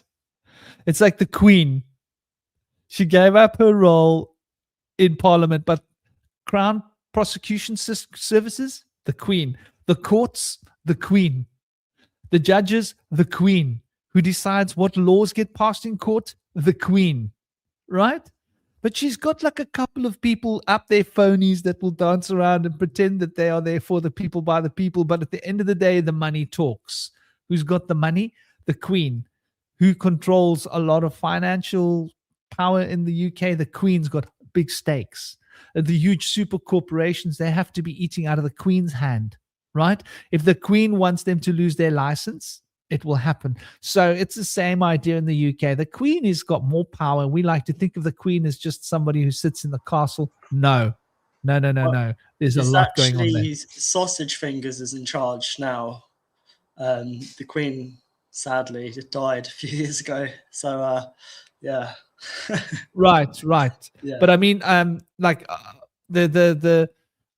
it's interesting because like you think of this, her legacy still being around. That's what I think of, because like she's still the legacy of England. Like they still have this powerful, what can you call it? It's like a kind of a devotion. It's almost a religious devotion, isn't it, for the royal family? And Sausage Fingers, I think, has blown his load, right? In fact, a lot of what happens with Princess Di and with there's been so many scandals, and with the children touching the ring that was busted up by the Queen's butler. So all of this has really left a bad stain. And I don't think Sausage Fingers has, I think he's just a face. I think the women are in control. I think there's a woman backstage behind him, because it's always been that way, hasn't it? For a long time. Yeah. I don't know. I'm just trying to. So Macron's wife is an example. Like apparently she's not a woman. She's a man, and it's quite funny because like, it wouldn't surprise me if, yes, there are women, but those women are actually men in disguise. That would be a twist in the plot. Macron's wife, I think, did she marry him when he was 15 or something? Anyway, she's definitely his handler, but is she a he? who knows? But yeah, in regards to who's controlling things, I mean, yeah, it's weird. I think the Trump seems to have more sort of sway over the royal family, because I watched a video of his last visit, and he walked in front of them, in front of Charles or something, which kind of proves that he has more authority. But does Trump have authority? Like, Trump's just a puppet. He's a figure. He's a scapegoat. He's going to get shot soon. Sorry, not shot. He's going to get sent to Valhalla or wherever Charlie Kirk went to, or wherever everyone goes to.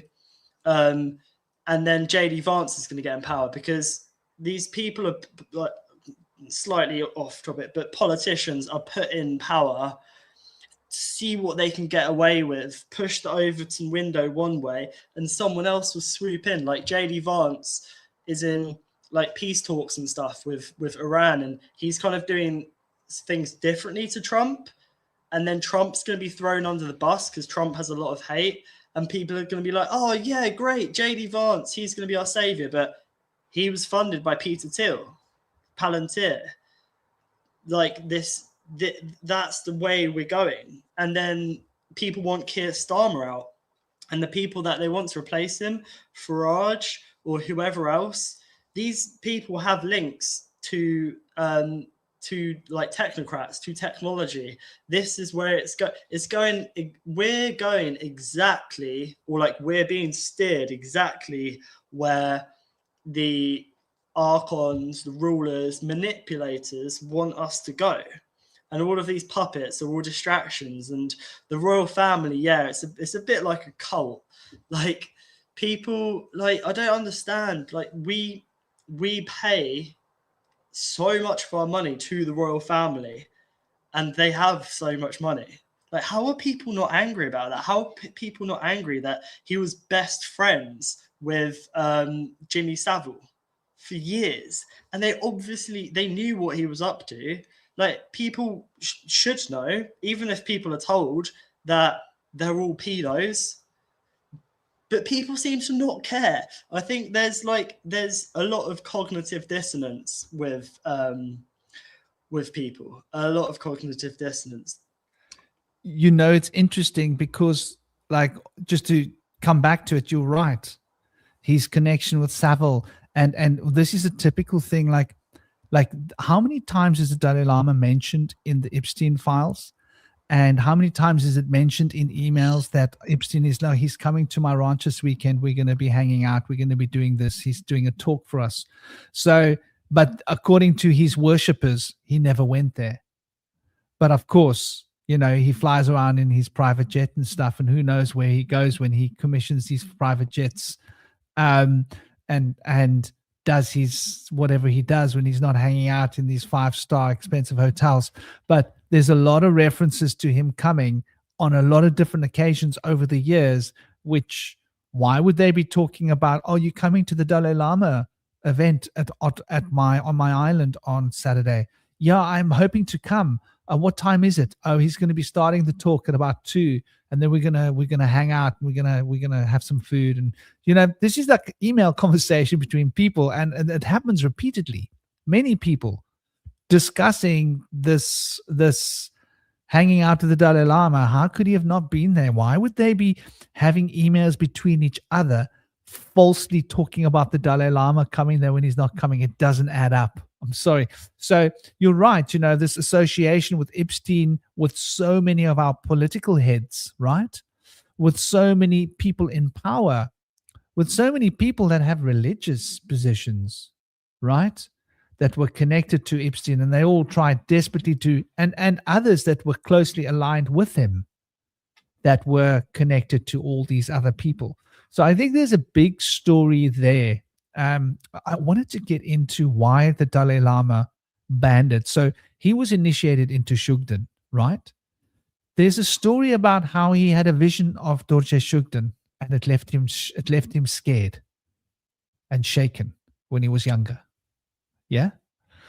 And apart from the sectarian thing, so there's a political element, but the spirit of Dordje Shugden is supposed to protect the Dharma if you aren't pure and you aren't worthy, and you try and get into the sacred knowledge, the occult power knowledge, then the Dordge Shugden spirit is supposed to prevent you and make you afraid. This is a role of Ganapati. This is something that people don't know. Ganesha is the remover of obstacles, right? But if you try and remove obstacles that you're not ready to remove, you will experience the terror that comes with opening psychic faculties before you're ready, right? People have this when they take too many psychedelics to remove the obstacles of their mind, and they have a bummer trip, right? And they experience like absolute terror, and sometimes people don't come back from this. This is Dordge Shugden. This is Ganapati. This is Ganesha. So it's like important to understand this connection. And I think when we look at it in context, the impurity of the person is what I would be observing, why this person is so scared of the spirit. It seems he's actually afraid of Dordge Shugden. And I think with great cause, because this is like in the Bible, they speak about the fear of God, right? That fear of God, that's Dordge Shugden. That fear of God can manifest with Ganesha and Ganapati. If you aren't ready to walk that path, that's what's going to hold you back. That will become, so even though Ganesha is the remover of obstacles, he is the fundamental obstacle, which is interesting to those that aren't ready to be initiated into the high. So like just looking at the way in which the occult has been sort of shaped around us now in the new age, and how many new age crazy people there are in the new age movements that we see losing their plot, right? A lot of that seems to be because there's been this, the Golden Dawn wanted to standardize the Kabbalah, the Hermetic Kabbalah, right? They changed stuff. Many organizations changed stuff. Aleister Crowley came and changed stuff even more. And so there's constantly been this corruption of sacred knowledge in the West. We see the same thing in the Tibetan schools here with the Dalai Lama. This is why, by the way, Dalai Lama is not allowed in Sri Lanka. Now, if you Google it, they'll say he never went there for political reasons, but I can tell you that's not the truth. And I can swear, like, God is my witness, I was connected to the Nayakatera of the eastern province of Sri Lanka. There are 4 main monks they are the 4 leaders of Theravadan Buddhism in Sri Lanka. And I was very connected to this person. We used to spend a lot of time together because he wanted me to join his order. I had gone into a trance with him and I recited some ancient sutras that nobody knew. And so he really was trying to get me to join his order. And I was like, dude, it's just, I thought it was just telepathically that I was reading his unconscious and that the words were flowing from his mind to my mind out my mouth. But I don't really know. But anyway, point is, he shared with me, because I spoke to him, we had a translator come out. And he used to sit down with me, he used to speak for hours at a time with his translator, and then we would eat. We would go and sit down and eat. And he wanted to get to know me. And I spent a lot of time with this guy. He was a very beautiful, humble old man, that was really, he had his own wisdom. And we did certain kinds of meditation work together and things as well, because he wanted to experience, like, who is this white guy that's living in the jungle in this cave? Because I was living in a cave of a Aharit. And an Aharit is one of the direct descendants of the descendants that were actually the students of Buddha. And why I had chosen that cave was really of importance to him. Of all the caves I could have chosen, I chose that cave. Nobody went near that cave ever because it was so sacred. But here this white guy comes and he chooses. So he reckoned there must be a synchronism, right? A reason why I lived in that cave. And so I remembered like past lives and stuff while I was there of that tradition that I worked in. And what he disclosed with me when I asked him about the Dalai Lama, because I'd said to him, I never felt comfortable about the Dalai Lama's energy. And this is one of my fundamental issues with Buddhism. He said to me, and I'm going to quote him, he said, "We will never allow that man into this country. He will not be welcome here. His fake Buddhism isn't allowed in Sri Lanka. This is the reason. The reason the Dalai Lama never ever went to Sri Lanka was because those that were in charge of Buddhism in Sri Lanka despised him. They thought that he was a fake and a fraud, and they would not have him come to their country. However, I want to be clear, right? And we're drawing a distinction here. So this is quite an important and a powerful distinction to draw, right? And I think it's relevant because this guy, right? This guy, let's be clear about it. This Rinpoche guy that was so demonized, him, right? There's his picture. He went to Sri Lanka and he spent time in Sri Lanka on a hermitage. And he went to the sacred sites where the Buddha had gone. The Buddha went to Sri Lanka. He spent time there. There's a historical account of Buddha being in Sri Lanka. He did a pilgrimage to follow all the sacred places where the Buddha went. The Buddha's footprint is up on the top of Sri Pada in Sri Lanka, for example. It's one of the very important places. The Dalai Lama is not allowed to go there because he's not welcome there because of the way that he has behaved is not Buddhist. It's not that they don't want him there because of his philosophy or his ideology. He's not allowed there because of the way that he has behaved towards people. And this was disclosed to me by the head monk of the Eastern Province, one of the 4 main Buddhist people in Sri Lanka, directly. And he assured me that the Dalai Lama will never come to this country. He says he will not be allowed here after the way he has behaved in Tibet, after the things he has done.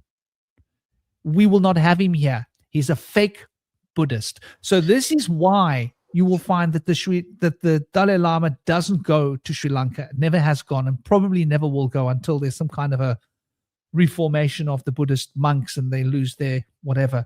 But and I'm wondering about Thailand. I don't know if he's gone to Thailand. I don't have experience. I never lived in Thailand, but I did spend time there, and I spent a lot of time going to a place called Kudumbigala. And Kudumbigala was where I met this Naya Katera, who was I didn't have a visa for Sri Lanka. I lived there for 2 years on a 1-month visa, and I was going to leave the country the day before the tsunami. And he had said to me, the time you want to leave, here's a phone number. He just wrote a phone number on a piece of paper and a name in Sinhalese. He said, keep this piece of paper safe.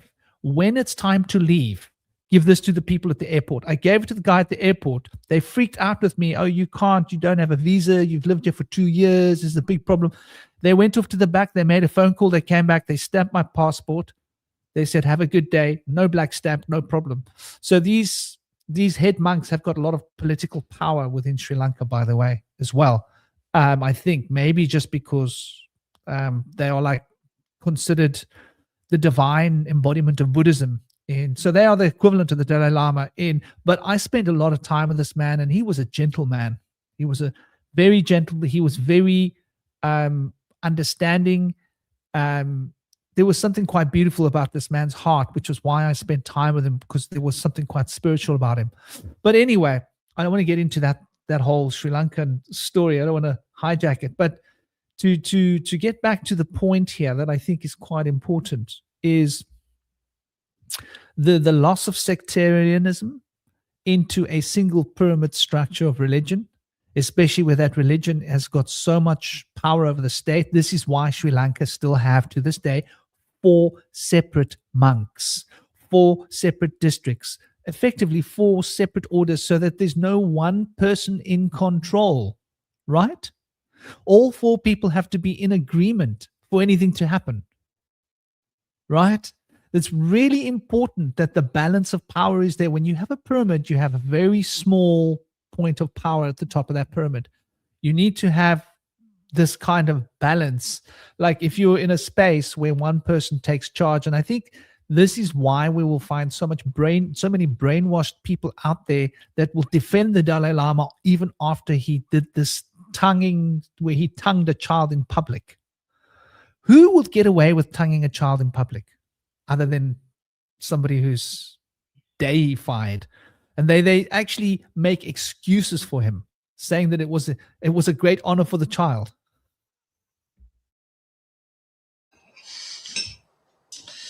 Yeah, well, we can see the same with Trump being deified and being in the files, etc. and stuff. I need to go pick Ori up from school in a second.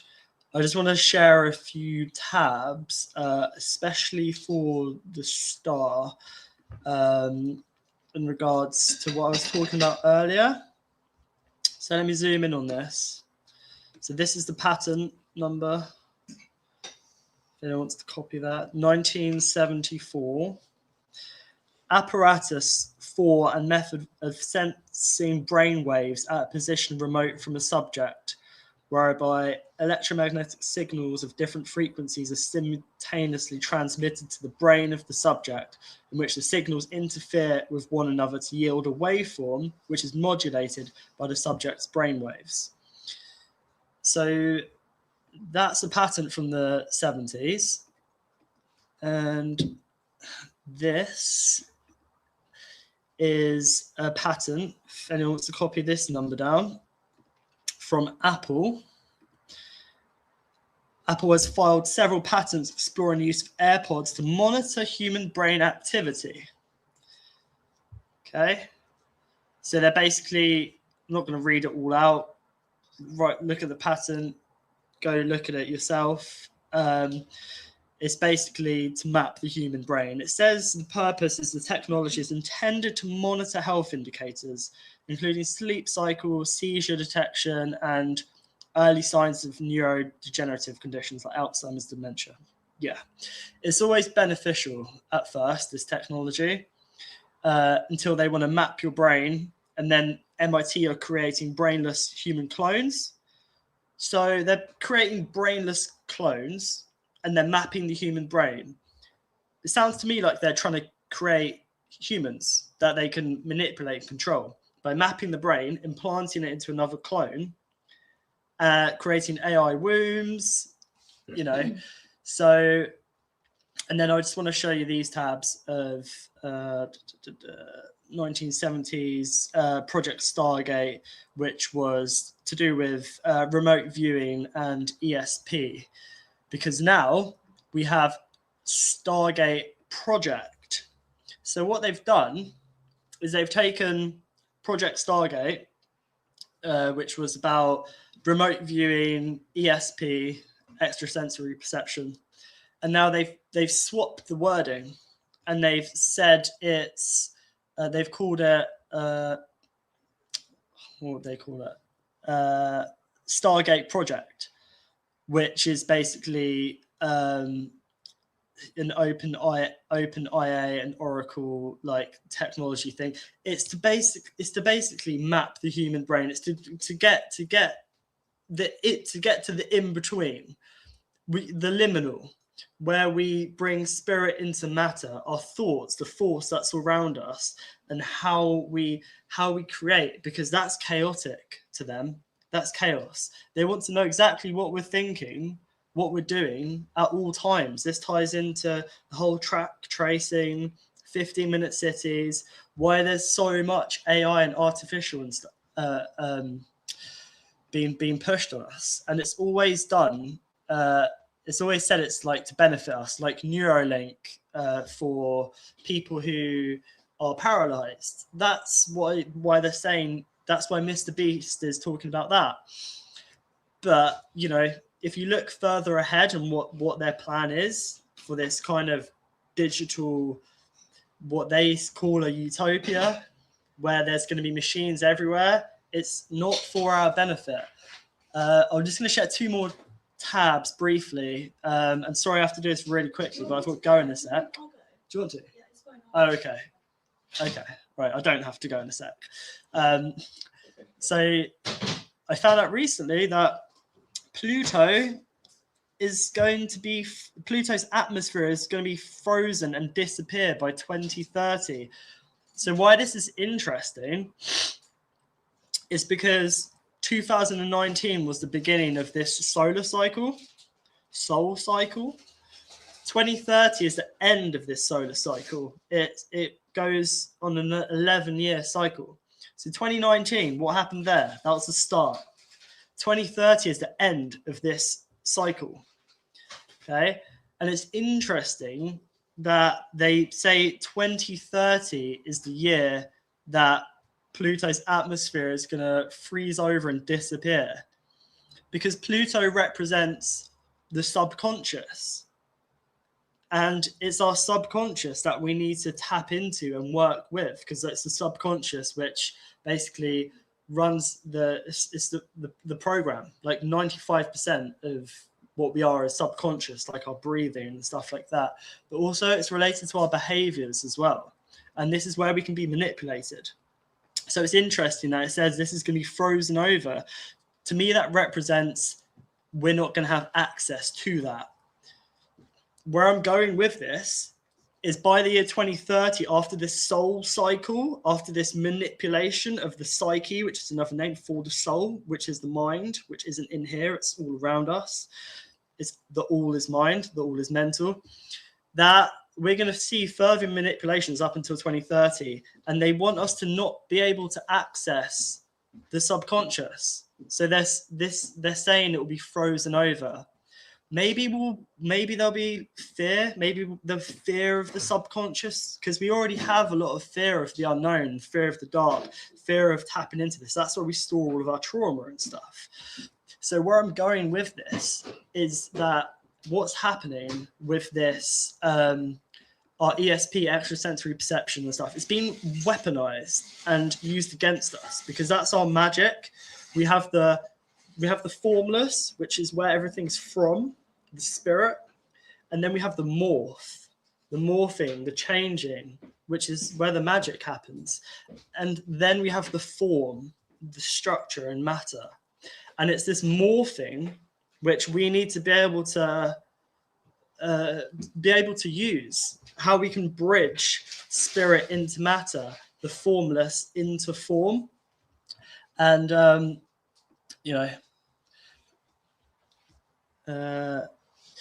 so this like rabbit hole, whatever. I don't really like the term rabbit hole. I prefer stream, because a rabbit hole can seem quite dark and deep, and there's a kind of like if you were talking about Uranus, I'd be talking about another hole, but we're talking about Pluto. Well, yeah, we are talking about ourselves for sure. We're talking about ourselves. But, these arseholes are sort of the ones outside of us, not inside of us. But yeah, I'll pass the mic. I was listening to a lot of what you were saying, and really on point. Sorry, got a bit distracted. Beautiful discovery you made there. Sorry, I'm just trying to manage this little guy, and I can't manage him because he's not listening. There we go. This is hot charcoal. Okay, I've got to put him on the ground. I've got frankincense in my hand. I've got a little guy who wants to jump on the hot charcoal. There we go. And so what I discovered, and it's interesting that you mentioned the CIA connection, right? Which is obviously like mind control, right? PSYOP. I think a lot of our religious leaders have been PSYOPed, like the people like the Pope, the Dalai Lama. I believe that this technology that we're speaking about has already been implemented. And I just wanted to show you people evidence and receipts of just what we're dealing with. Our religious leaders. So let's think of the most influential religious leader in the world. That is the Dalai Lama, I think, without a doubt. He's far more influential than the Pope, because a lot of Christians don't acknowledge the Pope. It's only the Catholics, right? And they're a shrinking group. But the Dalai Lama has got a huge affiliation all around the world. New Agers love him. Buddhists love him. Hindus, many Hindu people, because he's really had like the best. What do they call those people that work for Hollywood stars? Publicists. He's had the best publicists working for him to maintain his public opinion. image, right? So the guy has been represented like basically like Jesus. And so here's where it gets interesting, right? I mentioned the connection with Dalai Lama and the Avatar project. Now, I want you guys to look here and to see, just to be clear, 2045.com dialogue, right? And just to be clear, that's the dialogue. So we're going to now go to 2045.com. And just so you can see what we are doing, what the site is for those that don't know, right? This is literally what you were talking about. The brain infrastructure, the technology, right? They notice here they got interfaith dialogue. You notice that? And the ideologies behind it, the experts, the technology, the rebrain, right? What you were talking about, the rebraining, robot avatars, right? So this is about the 2045 Avatar project. And these are the goals that they have here. Robotic copy of the human body we've already done that, by the way. You've seen them showcasing that at the Chinese games, remember? Those bodies are superior to physical bodies of strength and what they can do, somersaults, jumping, running. They can do pretty much, they can do Shaolin martial arts. They can do just about anything. Then the avatar in which the human brain is transplanted at the end of one's life. That's probably where we are close to now, if not there. Then the artificial brain, where the human personality is transferred in at the end of one's life. So then one gets an artificial brain. And that artificial brain starts with cyborg. And then they have a goal of a hologram-like avatar. I'm not quite sure even what that means, but this is the mission. This is the mission, right? And the Dmitry Itskov is the founder. The roadmap, yeah, they've said the roadmap, yeah? Synthetic carriers of personality and consciousness. It's all about basically, it's about unifying humans and machines. That's really what it is. The manifesto that I have mentioned on occasions, right? Just to give you an idea of what the manifesto represents, to give us a clear idea. I've read this before. I won't go through the whole manifesto. But we've become a consumer product, and science is working to improve our lives, to make our physical bodies better. They're going to solve the problems of world hunger. They're going to solve the problems of resource problems, pollution. No problem, the air is polluted. You don't need lungs. We'll give you something without lungs. And the main objectives of this movement is to support the international community and create conditions for international cooperation of interested specialists around the 2045 initiative, which we know what it is. It's human and machine. To create an international research center for cybernetic immortality. Okay? That's what they're talking about, cybernetic immortality. To support innovative industries and creative special scientific education programs. I want us to read those words very carefully. For schools. This they've been doing. They've been doing this now for more than a decade, right? Universities and schools, these innovative programs for children becoming basically softened to the idea of transhumanism.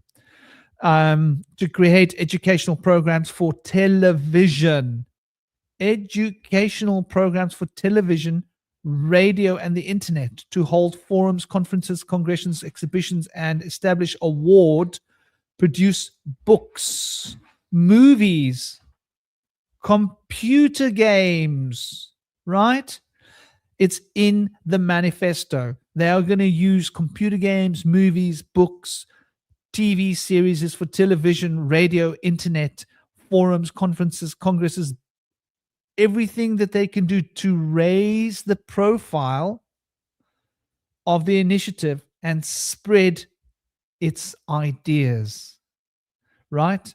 So this is, they want to form a culture connected with the ideology of the future, promoting technical progress, artificial intellect, AI, multi-body, immortality, and cyborgization.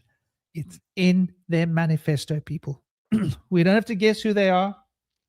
We don't have to fantasize about who these guys are or what their mission is.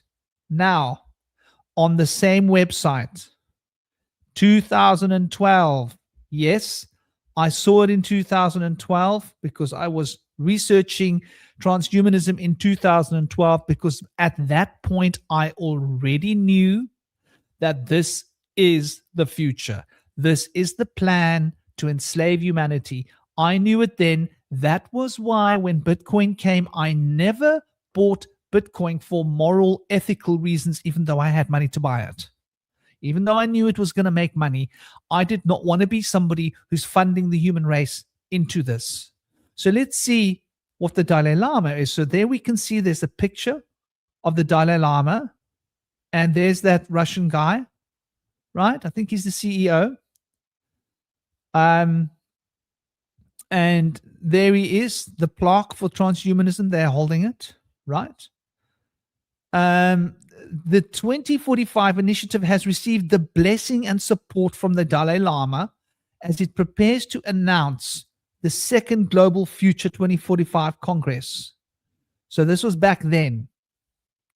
Dmitry Iskov, that's that guy there, the founder of the 2045, met His Holiness Tenzin Gyatso, the 14th Dalai Lama, in his residence in Dharamsala, small town in the middle of the Himalayas, you could say, not too high. They discussed three major steps. So the Dalai Lama is part of this. He's part of the transhumanism. He has helped use his reputation for the last almost 1.5 decades to promote this. The reason we are being flooded with AI is because of people like the Dalai Lama using their huge influence in the world to make others accept ideas like this. Next, it be created a life support system, right? The third step is the Avatar C, developing artificial brain, understanding the human. So listen to what the Dalai Lama says. Creating the Avatar C through developing an artificial brain and understanding the nature of human consciousness, says the Dalai Lama. He's being quoted directly. There he is in the picture holding the plaque. Could be attainable and would be a great benefit to future development of science. Those are the Dalai Lama's words. In the last few years, scientists now begin to show an interest about consciousness, as well as brain specialists, neuroscientists who also begin to show interest about consciousness of mind. I feel that over the next decades, modern science will become more complete, says the Dalai Lama. So up to now, the matter side of science has been highly technical, highly advanced, but the mind side has not been adequate. The project definitely is helpful to get more knowledge. That is the Dalai Lama's words. This is what I've read now is his statement. Several months ago, DARPA, right? So the Dalai Lama is involved with this organization that's involved with DARPA. I want you guys to recognize the gravity of what we're discussing here. This is why I'm not a Dordge Shugden follower. This is why I've been keeping a beady eye on the Dalai Lama for the last 15 years, almost, because I know what he's about. When I saw him become the face of this organization spiritually, I realized who he was and what side of the fence he was standing on. Yes, it's talking about how his vision is, and he wants to enhance life for those. The Dalai Lama, here's the important part, agreed that it is crucial to discuss the ethics behind these types of progressive technologies. We should carry out these experiments with a full sense of responsibility and respect for life. Now, I want to ask you people, where do you think all those 8 million children that disappear every year go? What do you think happens to them? Well, You think it's all just pedophiles? there's a lot of McDonald's in America. Way more. They create way more burgers than there are cows. But what do you think happens to the children before that? They've got underground bases all around the world. Stories about children disappearing into tunnels in California that go down into underground bases. Do you think they have underground bases where they are doing tests to make? Do you think this is an easy thing to achieve? Or do you think you're going to need like millions and millions of test subjects? Yeah, definitely. I mean, it's probably the same people that want to block out the sun are doing this because that's why they're underground. And I'm going to say they're vampires because vampires don't like the sun. Vampires have to be invited in, and the children are much more easily manipulated. Children have a connection to other realms and stuff, which is sometimes lost when we get to adulthood. That's why they're doing experiments on kids and twins as well. There was a Nazi scientist, I can't remember his name, but doing experiments on twins because they want to. These people, like, are they even people? This is like it. Can't really call them people because I don't know if they're people. It doesn't seem. There seems to be there's certainly an unhuman agenda here. It's very clear. Like, for example, in regards to nuclear power, I was listening to a podcast the other day, and they were saying that basically with AI, open AI and stuff like that, there's a 20% chance that it could wipe out humanity, this AI. And the reason nuclear power is so dangerous is because there's a 1% chance or a less than 1% chance that the nuclear facility could blow or whatever. So that's why we don't have nuclear power, and that's why there's so much fear over nuclear power. I find it interesting because it seems that if there's a 20% chance that humanity could be wiped out, which seems to be the whole point in AI, it's not like, oh, it could be. That is the end game. That is the result, to replace humans, to at least make us less human. And the scales of robots, machines, digital, artificial versus nature, humanity, pure potential, the digital, the scales are going like that, and humanity is being degraded. That's certainly happening now, for sure. And I think that children are the key to tipping the scales. And that's why there's probably such a push for saying that children have ADHD or autism and putting them on chemicals. The same with trans and confusing children, getting them on drugs for life, distorting the matter and stuff, because they are the ones which are going to hi Ori.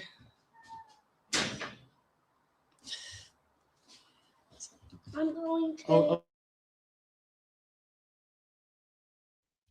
Yeah, man. The children are our future. Hello, Ori. I hope you're behaving. Hope you're having a good day. Yeah, I think it's I think what you're saying is so on point. But please carry on, brother.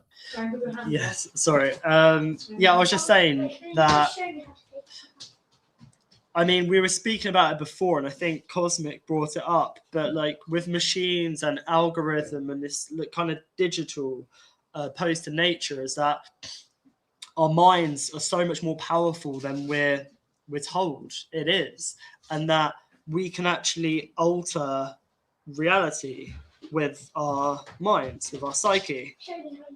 This is what they're afraid of, because if we have this digital future which they're trying to force on us, it's not natural. It's not a natural path. Perhaps on one timeline, when we're more wise and sort of more in tune with nature, it could happen, but it's being forced upon us. But the human mind can override this sort of linear kind of digital, artificial sort of, like, they want to put us all into the same box. But the thing is, with our minds, we're sort of like, what am I trying to say is that we have an effect on reality that they don't want us to have. This is why they want to numb us down, dumb us down in all possible ways. And it's they can't just do it with a flick of a switch. It has to be done by indoctrination, by disrupting our nervous system, the food, the water, the air we breathe, so much, you name it, a lot. There's a long list, and they're not able to. And very shortly, I'm going to share some interesting stuff in regards to things that have happened recently in the UK, which kind of, to me, proves this. Yeah, what you're saying is so on point. I think the very experience of physical matter is an expression of the field of consciousness. And what we're experiencing in matter is consciousness. And that consciousness is the foundations of matter. And it is matter that we're experiencing in a crystallized form. And the crystallized form of matter that we call physical reality is just a pattern that we've constructed in our minds for how we will choose to experience this field of consciousness. And so hence we have more control over this field of consciousness than what we realize, which is matter. And this is like the foundations of occult power, the city, magic. This is why we are able to entrain our surroundings to follow and be in conformation with our will, why manifestation is possible. And, this transhumanist agenda is an affront. Like you say, they want to separate us from this experiential knowledge that consciousness is, and they want to create an army of AIs. I want to point out one thing. The AI has become like massively developed since the last 15, 20 years, right? How many people have disappeared? How many children have disappeared? I wonder, and this is a speculation, but my instincts are usually quite good. Like, I knew there was a tsunami coming in 2 days, and I got on a plane, right? My instincts say that the AI has been constructed with code drawn from human brains. But the experiments on those human brains, in order to get that code out of the brain, destroyed those human brains. And you talk about McDonald's, right? I think there's a correlation and a connection you have for how do you get rid of the evidence? How do you get rid of the evidence for millions of human brains being experimented on? Small human brains, and then all of the rest of the bodies. What do you do with it? The little bodies would be more tender. I want you to just take a moment for this. It would probably be a very much like mutton. It would probably smell and taste like mutton. Just so you know what you're eating. If it tastes like mutton, it might not be mutton. And they mix many meats in together to make these kind of minces that they make these days. But anyway, food for thought. I do think that there seems to be some correlation here with all of these points that we're bringing together. These data sets seem to match. And, looking at these massive missing children, all these secret bases that they won't allow us to know about or talk about, but people have seen, people know.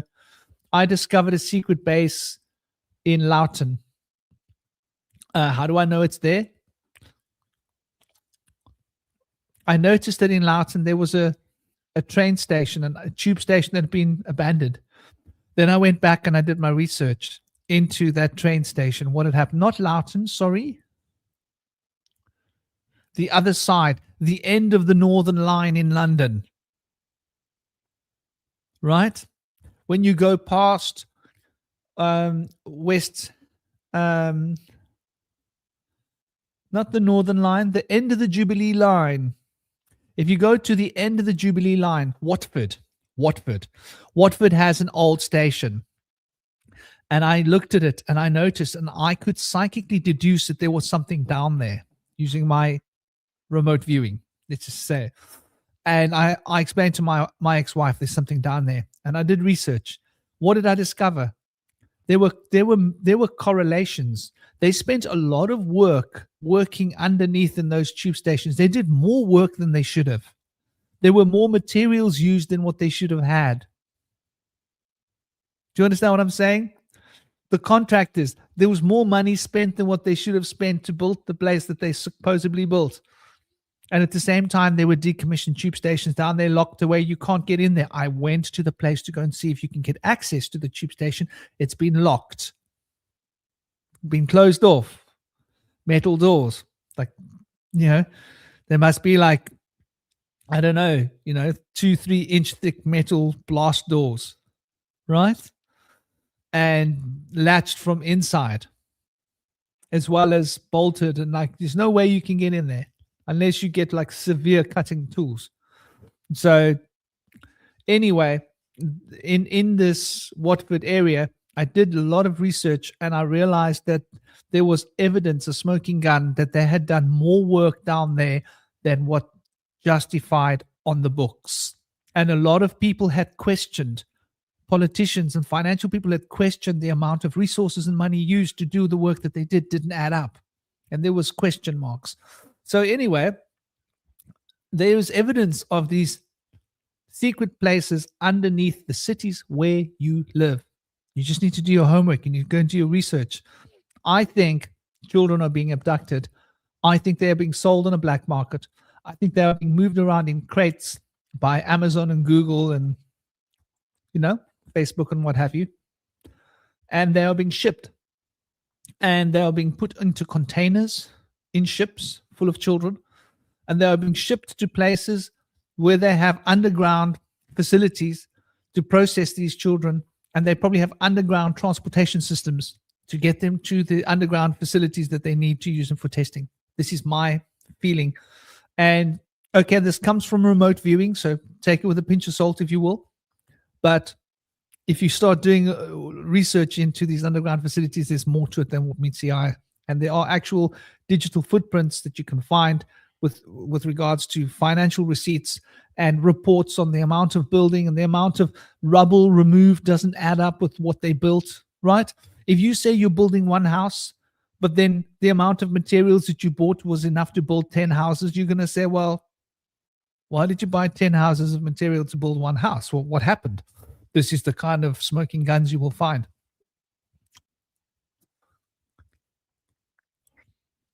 And we need to be vigilant. Yeah, man, exactly. Yeah, I'm just gonna say bye to Ez and Ori. So just give me 2 secs.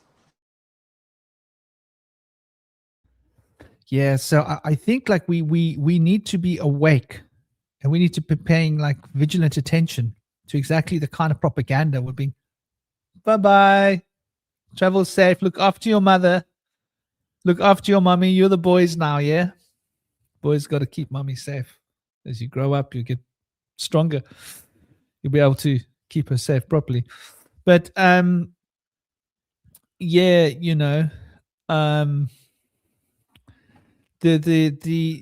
the extent of brainwashing that we are finding in the spiritual community, in the New Age community. It's like when my little boy, he's 9 years old, when he goes out with his mom, I tell him, you got to keep your mom safe, buddy. You're the man now. I'm not there. You got to make sure that she's safe.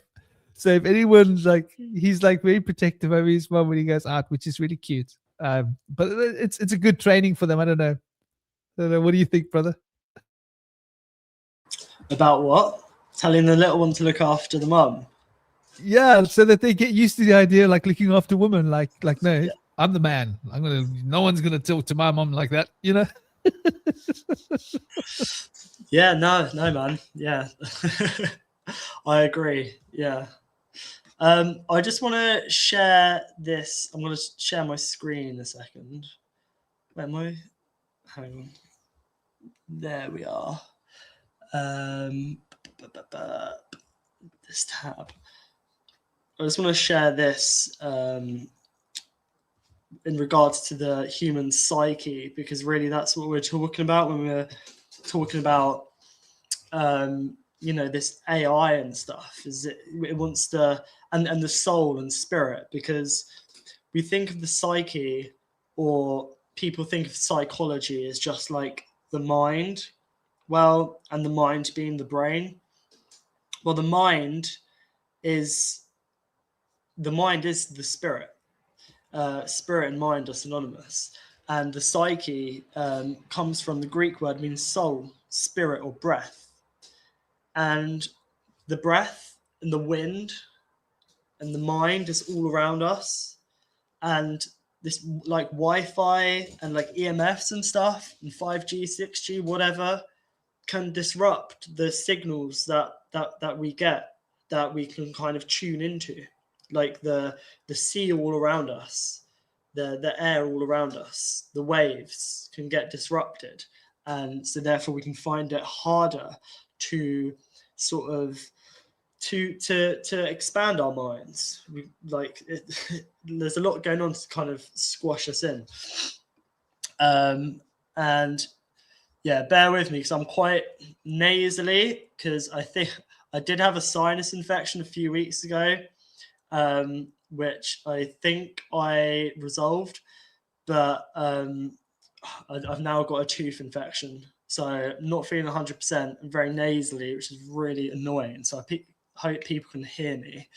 I just want to share this newspaper article I saw the other day, which is from the 9th of April, so the beginning of the month, and it's in regards to OpenAI and Project Stargate in the UK, because it seems something has happened for OpenAI to not be expanding into the UK and building their infrastructure. And I think I know what that was. So it says OpenAI has apparently put their plans on pause, saying it would wait for the right conditions to enable long-term infrastructure and investment. Now, what happened at the beginning of the year is that they tried pushing Exercise Pegasus. They tried pushing a meningitis scare. They wanted people to it was basically what happened in 2020 again. They were pushing this script, this narrative. People didn't fall for it, so that fizzled away. So now they can't build the AI infrastructure because they needed people to sort of integrate with this artificial. Because it was called Exercise Pegasus. Exercise is movement. Exercise is about moving the body, but also it's to do with the psyche as well. And Pegasus is wisdom. It's sort of like mercurial sort of figure. It's the bridge of spirit and matter. Pegasus was the one that could fly from the earth to Mount Olympus, the realm of the gods. So this Pegasus, this in-between, this horse, the first horse of the apocalypse is white, which is Pegasus. That's the first horse, the first structure. Horse means structure or vessel. It is also related to the etheric body as well. This is what they're after. This is what they need to sink their teeth into. And they tried sinking their teeth into it. But like with vampires, you need to let them in. People didn't let them in. So therefore, that they're sort of the steps towards this AI, transhumanism, merging machines with humans, test and trace, tracking and tracing. This project fear, that's what it is. They need to push fear onto us to sink their teeth into the etheric body. And possibly the fear relates to the astral, the emotional body. They need to get through that first into us. And they weren't able to. So I literally saw this the other day, and I was like, right, okay, something's happened with their plans. What's happened? That's the only thing I can think of, is that people aren't so easily manipulated. There's a few other interesting things as well, like Meta losing £80 billion over the last few years because people don't want to go into the metaverse. People don't seem to want this digital future. People at the moment are quite content staying human.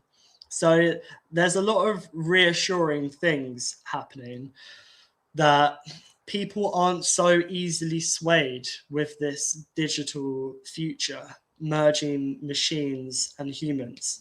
It is being pushed upon us. There's manipulation, yes. There's going to be a lot more psyops over the few years until the end of this soul cycle, 2030, when they want their reset to be, which won't be 2030, it'll be before. I mean, if you check on Google, search Google 2025, Google 2026, you can kind of see by the images of what's happening. 2027 is like the Christ and Antichrist. 2028 is a comet, which is supposed to hit the earth. Be 2028, 2029. And I can tell you now, that comet is going to be part of Project Bluebeam, which all of this is about. It's just detaching us from God, from source, from ourselves, so that these people, like whatever they are, can gain access to us and use us as vessels to build this artificial future. You look at the dollar bill, you can see A and I on that. That's AI, and it says "In God we trust." Well, which God? But it's not source. It's something else. So for years we've been unwillingly building this digital infrastructure with giving our data away, like on Facebook, online. And the thing is, a lot of people don't seem to care. They're like, oh, so what? They can have my data. I don't need to hide it. Well, that's fine. But it's not just being used as a weapon against you. They're using it to create a digital you. And as they're creating a digital you, this ties into digital identity, because the identity is our soul, is our frequency. And what they want is they want us all on the same frequency, like all, if you look at us all as metronomes, all vibrating at the same frequency, so we're all exactly the same. There's no difference. That is the end game. And that is Ahriman, the kind of the we, the collective, kind of we're all the same. And Ahriman forced its way out of the womb. If you look at the story of Zeravan, Ahura Mazda, and Ahriman, and now what's happening is that this Ahrimanic force is trying to force its way into matter, and by this kind of digital infrastructure. So it's very interesting. If you look at the timeline, if you look at all the threads, all the weaves of the Dalai Lama, the Catholic Church, Trump, Elon Musk, OpenAI, what our government's doing, which no one voted for this artificial future. No one wants it. Most people don't want it. It's just happening because people aren't opposing it, because they're telling us that it could be in our benefit. So this AI is going to be the savior, the Christ. It's going to come back as machine form. But the thing is that Christ is actually the Antichrist, because the Christ, the Christos, is our inherent wisdom, is our consciousness. And that consciousness, like the conch shell, is a spiral, right? And it's the spiral our nature versus the square, the cube, the compressed energy. So this kind of consciousness alteration, manipulation, separation, sort of division of the subconscious and conscious mind, they put a wedge there so we can't access our subconscious, and that we're just kind of running on autopilot. But it's not us running. Like, you know, I've talked before about the higher self and us basically putting up a vacancy sign saying, you know, self for hire, because that's what a lot of people do. And you were talking about earlier about shamanism, stuff like that. It's like, how do we know, like, what forces people are connecting to? Because we're quite isolated in this day and age. We don't have many guides. People seek information online and stuff like that, which is fine, but it's very important to kind of decipher and dissect what's true and what's not. Like, people in the chat today have disagreed with some of the stuff we've been saying. That's fine, but they haven't stuck around long enough to actually listen to what we're saying. They're just like, for example, someone was like, this quantum mysticism were always so entertaining to me. The word salads, the scientific illiteracy. I know who that was. Yeah. Do you know who that was? No. That was this guy. He used that same word when I was talking to him. This Yeshe Mantik guy.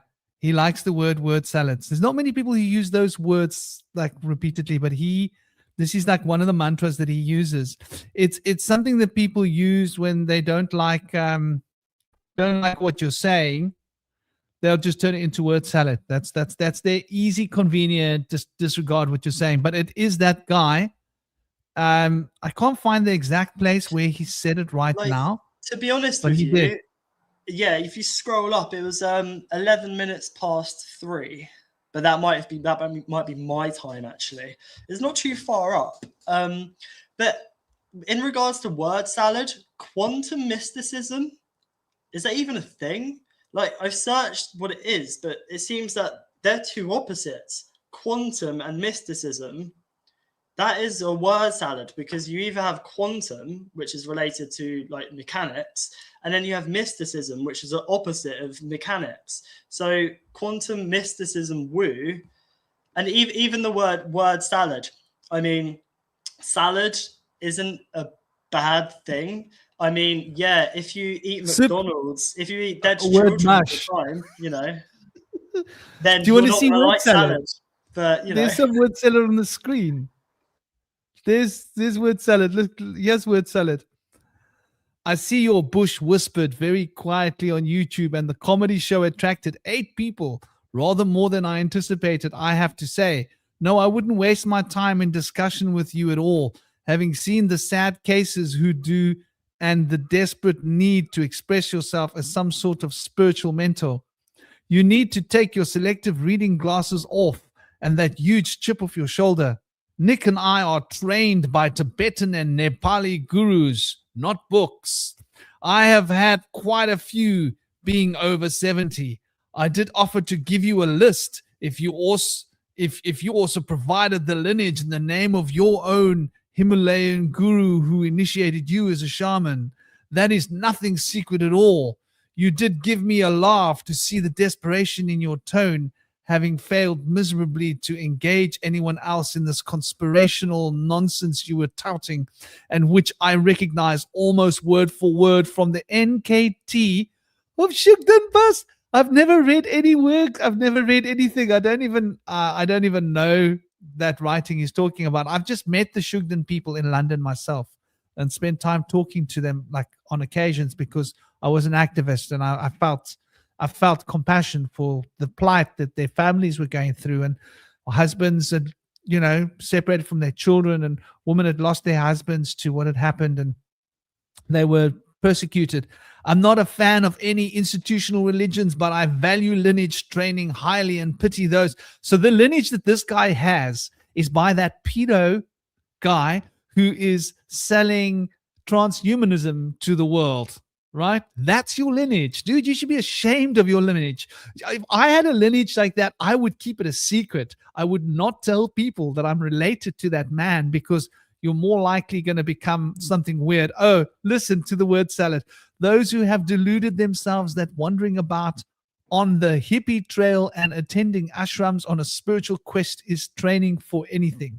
It isn't, except, of course, to be a cash cow for spiritual predators or to learn how to become one. I truly hope you find a real guru and some training if you have a potential to work with spirits, of course, and that is for them to decide. Nothing more to gain from this discussion. You see what I'm talking about by word salad? But this guy actually, he did use the word salad in a previous message. Where did he say it? He actually said word salads. He did say, he mentioned word salad at some point. If it is the same person, it is, guarantee. Because he said word salad in 2 different comments. And I was like, interesting choice of words. And so he came on here, and he just mentioned now that he came on because I said we're going to do a live about this, and we're going to actually expose some information about the Dalai Lama so that you guys can come see for yourselves and get an opportunity to do some research. Hopefully they saw, and they're actually going to go and look at the 2045.com and recognize that he has basically sold them out to transhumanism, and maybe that will be enough for them to wake up. So this is a guy from like a group about the Dalai Lama. That's very interesting, because he says the word salads and then the scientific illiteracy. I mean, what's illiterate about showing information from a website? And like, it's not anything we've made up. We're literally showing their plan.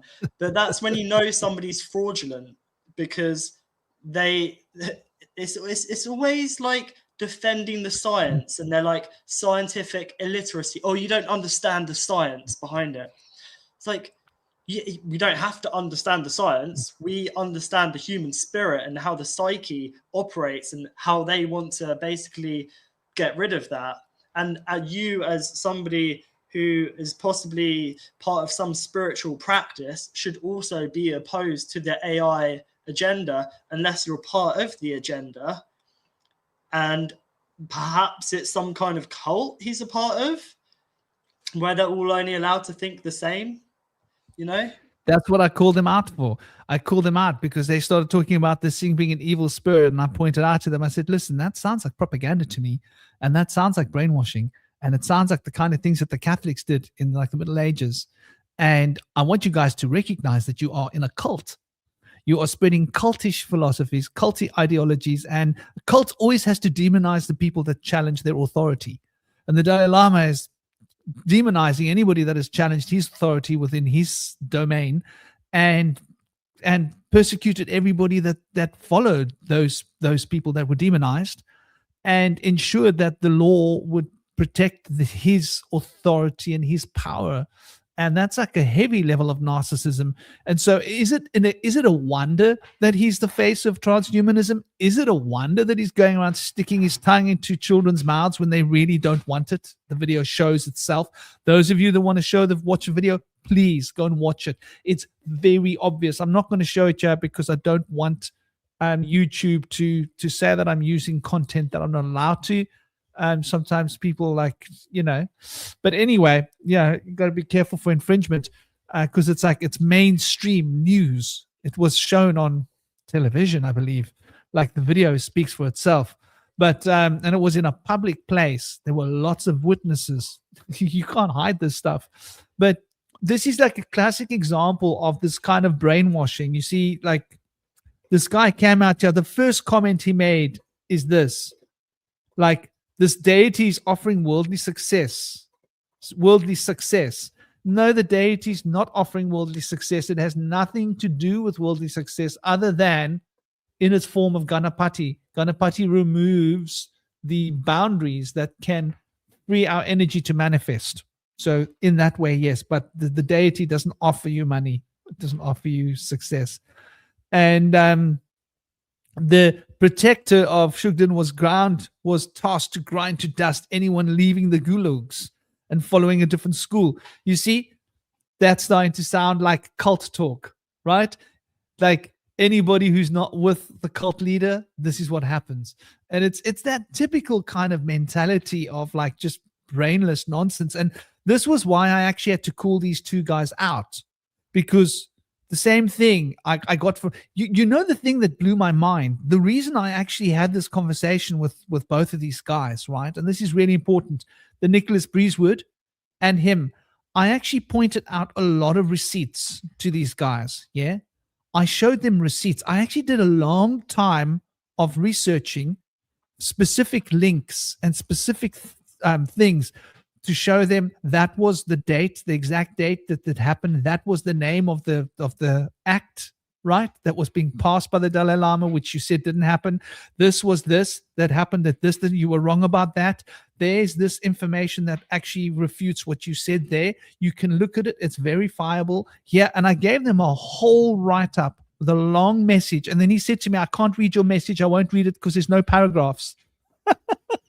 And I was like, dude, that's a cop-out. You just don't want to read it because there's too much validating evidence in that message that you actually have to go and you know, neither of them dared to respond to a single thing that I said, but they started attacking me. And I was like, I've seen this before, right?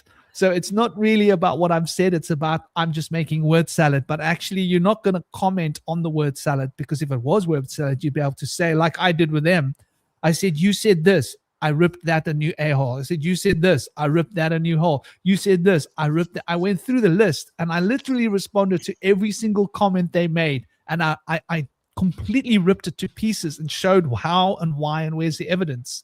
They couldn't do that with me.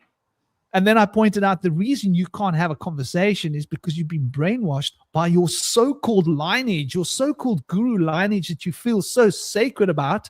They're a bunch of weirdos. Or they're a bunch of misled people following a weirdo. What was the demonic practice, or the practice they were saying was demonic? Dordge Shugden. Yeah, but what is the practice? The practice was what I was sharing with you earlier. Yeah, because I'm pretty sure I saw secretion being part of the practice. Look, there are a lot of tantric practices that are done by many different kinds of Buddhist monks. They use tantric sex between the monks and the woman, secretions of body fluids. Urine might be used in certain contexts. They might even cut themselves. But this is a standard model amongst many of the Buddhist traditions. Though they chose to single out that one, saying that what we're doing is holy, what you're doing is evil. Okay, well, even though you're doing the same thing, yeah, pretty much. So similar. They kind of saying tantric sex is demonic in a way. No. Tantric sex is fine. I know it is, but are they saying that's? I'm trying to get. The Dalai Lama doesn't have a reason why it's demonic. They just said it's demonic. Right. There's no reasoning behind it. It's harmful to people. It's harmful to. So this guy, Breezewood, comes to me and says, I'm helping a man who's suffering because he worked with the Dordge Shugden spirits. I'm trying to help him, like shamanically, right? And I pointed out, dude, anybody that plays with the occult when they're not ready to play with the occult is going to get burnt. It's not for everyone. It doesn't matter whether it's Egyptian occult practices or Hermetic practices or yoga or tantra or Mahakali mantras or Shiva mantras or, Vaishnava mantras. If you push your own self into an occult experience before you have been prepared morally, and probably this is what's going on, as I just said to him, if you really want to help your person, you need to go and look at their emotional state. What drew him to this practice, right? Why did he feel the need to go and do this practice? What was it that he desired? What was he looking for?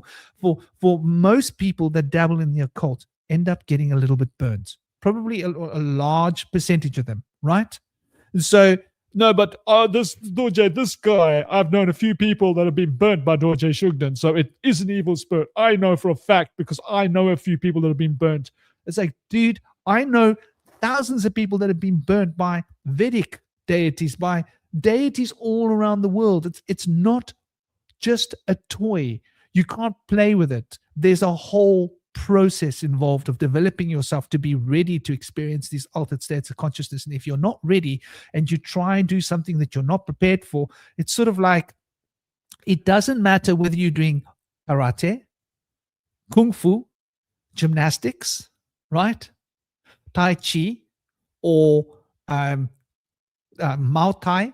If you try and do a jump spinning kick of some sort, ballet, ice skating, before you've been properly trained, you're going to fall on your ass and hurt yourself, man. Right? There's a whole process of training, man. You got to develop the ability step by step, because if you just try and do something ahead of time, you're probably going to pull a muscle, or you're going to slip, you'll fall on your butt, your head. It's the same idea. But these people are so brainwashed that was the only reason he could tell me why it's demonized. Yeah, His own experience. And he had been told the same thing by other monks. So they have taken like, oh, this person got hurt because they tried something they shouldn't have tried, so it must be a demon. That's the whole story. This is why it's so ridiculous. It's interesting that in the picture it looked like he was riding a dragon, and then you mentioned like being burnt, and then that deity being demonized, because dragons have been demonized.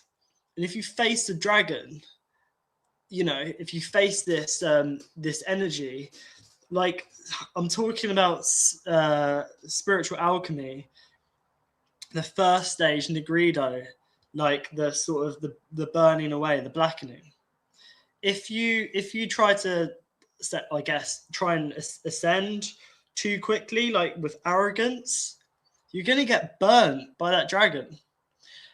So the same way that this deity, whatever's been demonized, so have dragons. Because I think this links to I know, a bit controversial, but this is the topic for next time, which can carry on from our topic last time about the Iron Soth and Black Rock and the Demiurge, because the Demiurge looks a bit like a dragon, head of a lion, body of a snake, this false ruler and stuff. And what I kind of view that as is guardian of the threshold, and perhaps why it's been demonized is because it was created by Sophia, created by wisdom, not to entrap us, but to stop beings ascending who are not ready.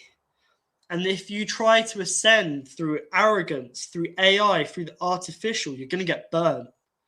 You're going to have to go back to the start to rise again from the ashes. And this is what I view the Demiurge as, is perhaps he's the guardian, and that this whole demonization of the Demiurge, that this Demiurge, the creator of the false matrix, which is this reality, which I don't think is true.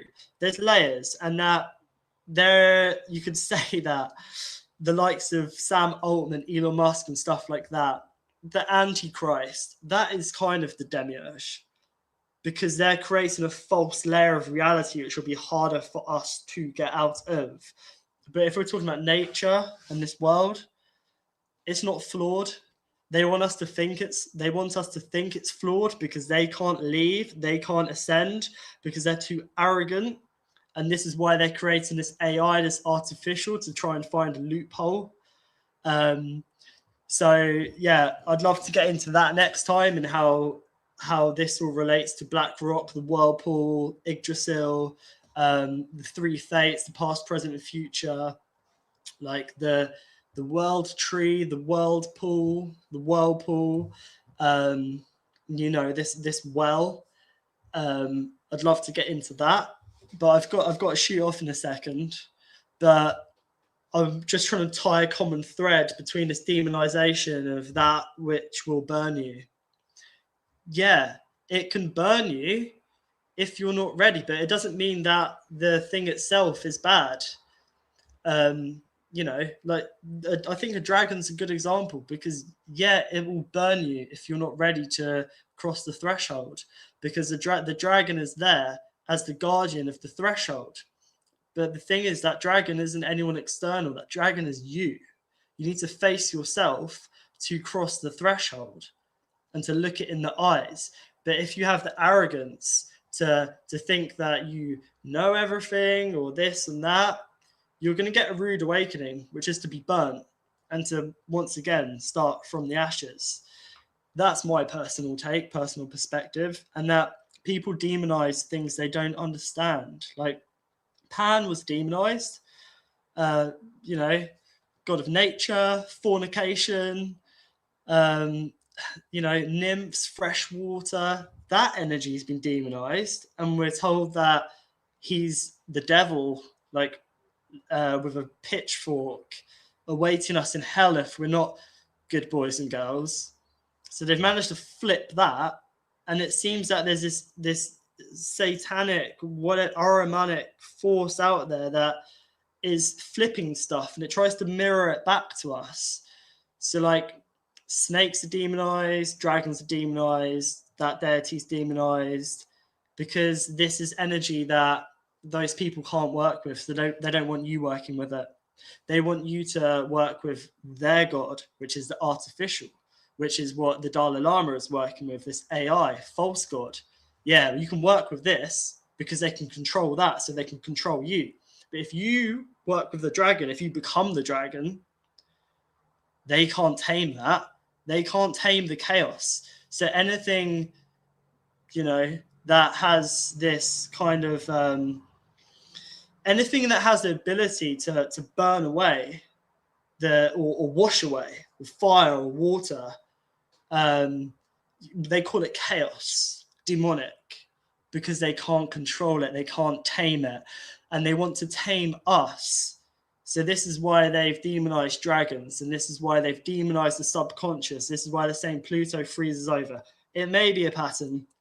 I don't follow astrology to that level. I just look at the symbolic kind of nature, and it's the end of the soul cycle, and it represents the subconscious, and they're trying to make us fear the subconscious, because as I view it, the etheric body is our kind of dragon, is our horsepower, and that the dragon is the guardian of the threshold. And it seems that they don't want us crossing the threshold. They don't want us to open our minds, open these doors. Our subconscious mind is dormant energy, dormant potential rather, dormant, doors mind. We need our doors, all our doors wide open, so that we can be in flow, and that the emotional can flow through us. But they want us confined and constricted, and they want us either being really angry or really empathetic. Either way, we're being manipulated, like they're pulling on our strings either way, be it the anger, the fire, the outwards, or the more inner, the empathy, you know, the more watery energy. So yeah, Zeralath, it's not chaos, it's clarity and action. Well, chaos isn't a negative word, is it? It's being demonized, like anything to do with the disorder. The word disorder is being demonized because it opposes order. Negative, that's demonized. Dark, the subconscious, the underworld, anything that is hidden, not yet revealed, anything that we can tap into that's not outside of us, that's not, you know, this false light, is being demonized. Yeah, brother, I agree. The word chaos actually comes from the word open. The word chaos, if you look at the etymology of it, the roots in ancient Greek, comes from the Proto-Indo-European language groups. And it basically relates to gape, right? To gape, to yawn, to gape, to yawn, to be wide open, and sometimes represented as grie or gre, which is also to yawn, to be wide open. So I think, like, when we think about the true meaning of what chaos means to be completely open to everything. But when you are not in chaos, you are selective. I'm not open to that. I'm not open to that. I'm not open to that. I'm only open to what I want to believe, and the rest I'm closed to. And when you open to the underworld, though, you don't have a choice, do you, Zerilat? You're just open to what everything. When you open, it's Pandora's box, man. Once you open that door, the door's open, and you got to face whatever it is you've opened the door to. Well, can There's I no just escaping. say something there with Pandora's box? Because the word box relates to books. I believe that's where the word box originates from, because with a book, you open it up, and in a book is where the light is buried, like a library, the light berry.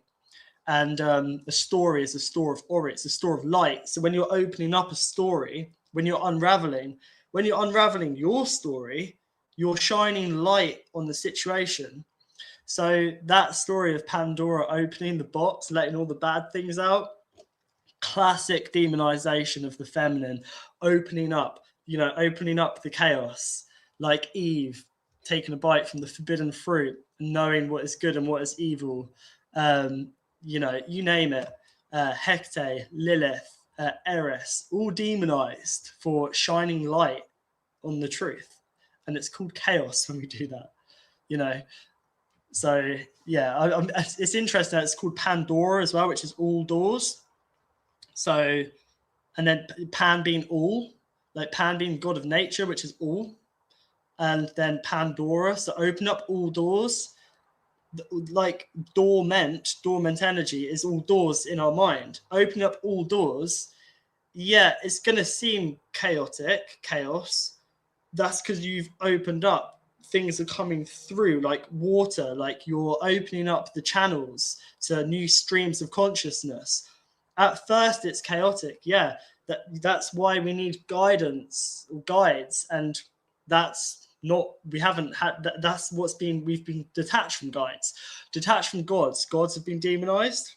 Guides have been demonized. The elders being demonized. Now this is all to make way for this AI and this artificial, which is the new gods, the new guides. And books, we're told that's another story. We started talking about that at the beginning about books and stuff. But books and box, I mean, they open up worlds. And I think that this ties into, I'm going to say Lord of the Rings and the One Ring. The One Ring being a one frequency, one reality. That is the monoverse, or that's what they want this to be. Because this realm is like a crossing of all kinds of different energies and worlds and stuff. And we access that through our psyche, through our imagination and intuition. But they want it to be just one world. This is the one world order, opposed to the multitude of infinite possibilities, which is called the disorder.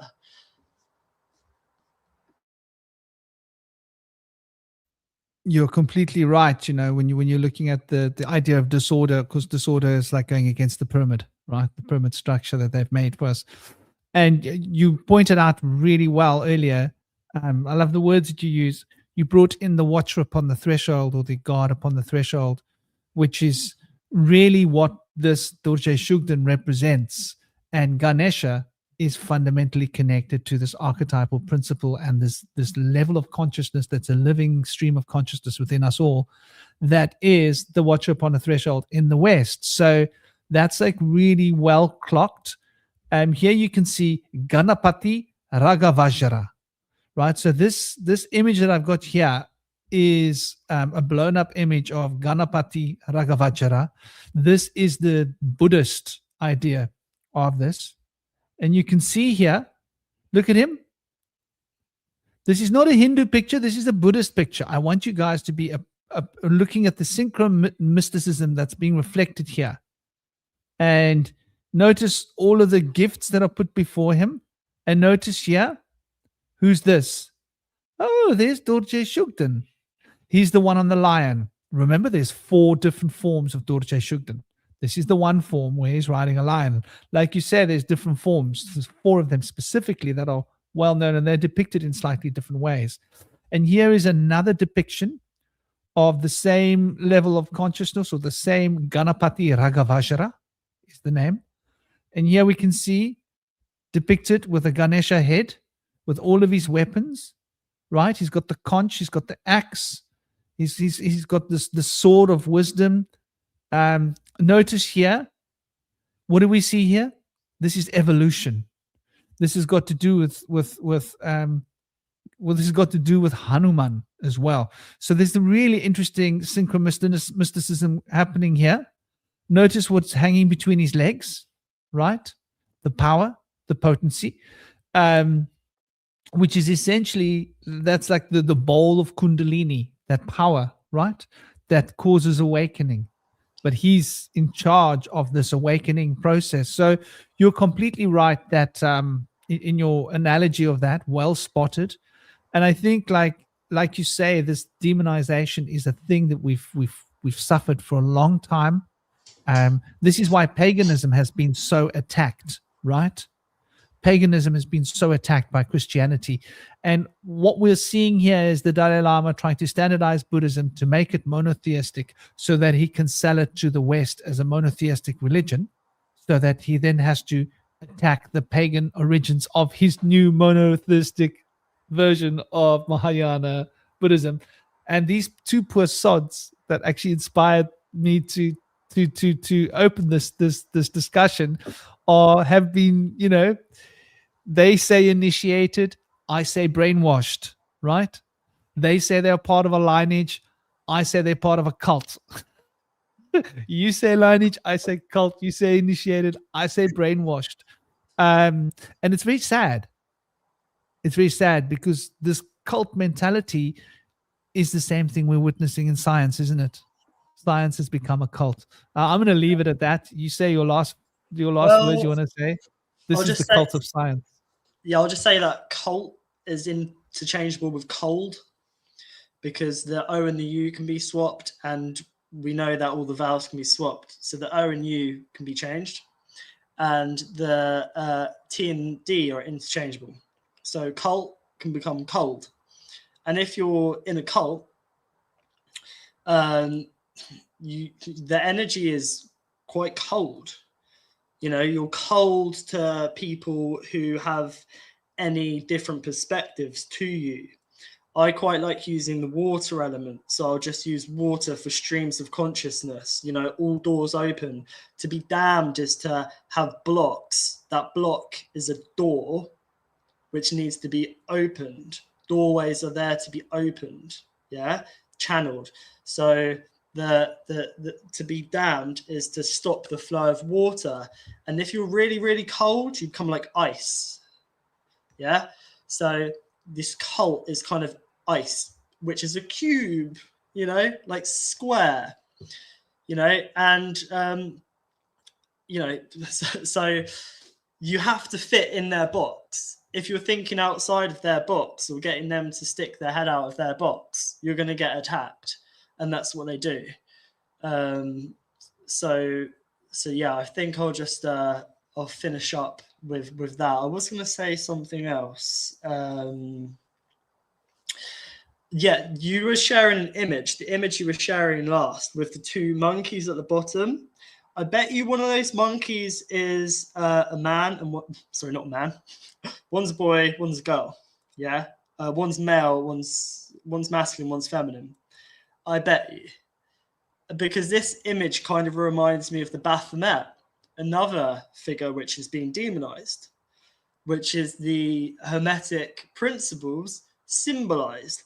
And I bet you can probably break the Hermetic principles down in this image as well. Example, the Baphomet representing as above, so below, as within, so without.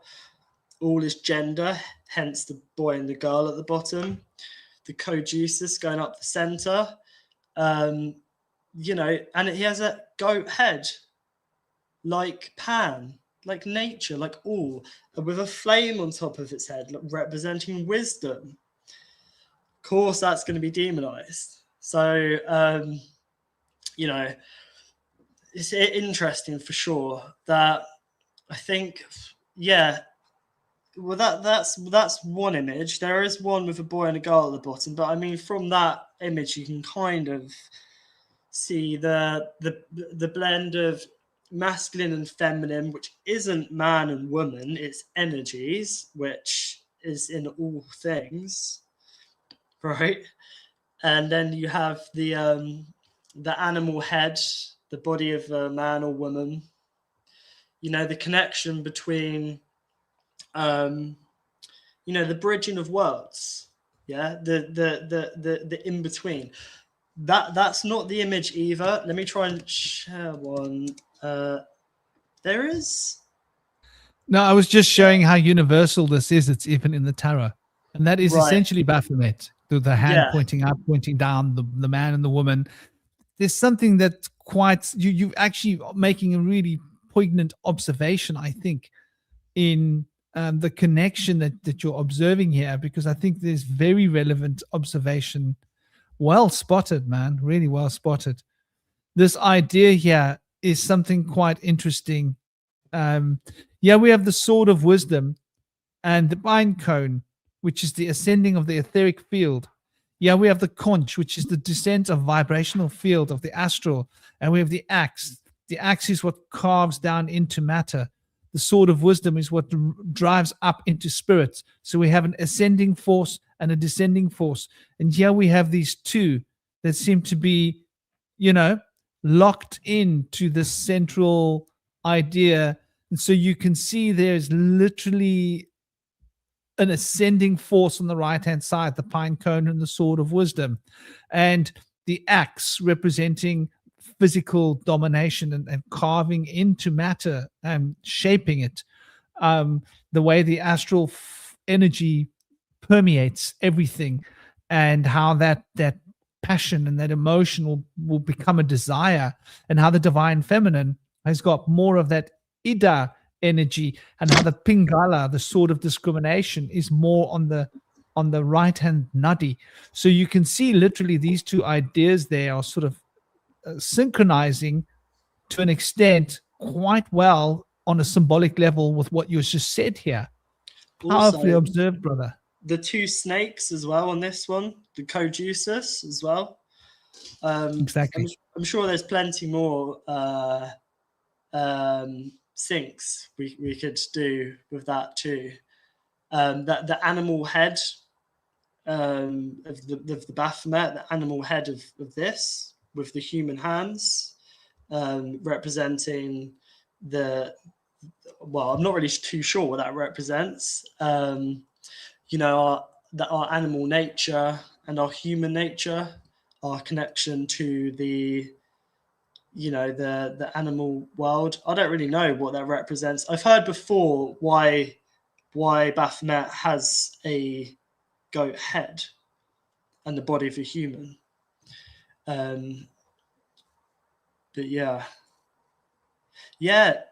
But between spirit and matter, that is your mic's muted.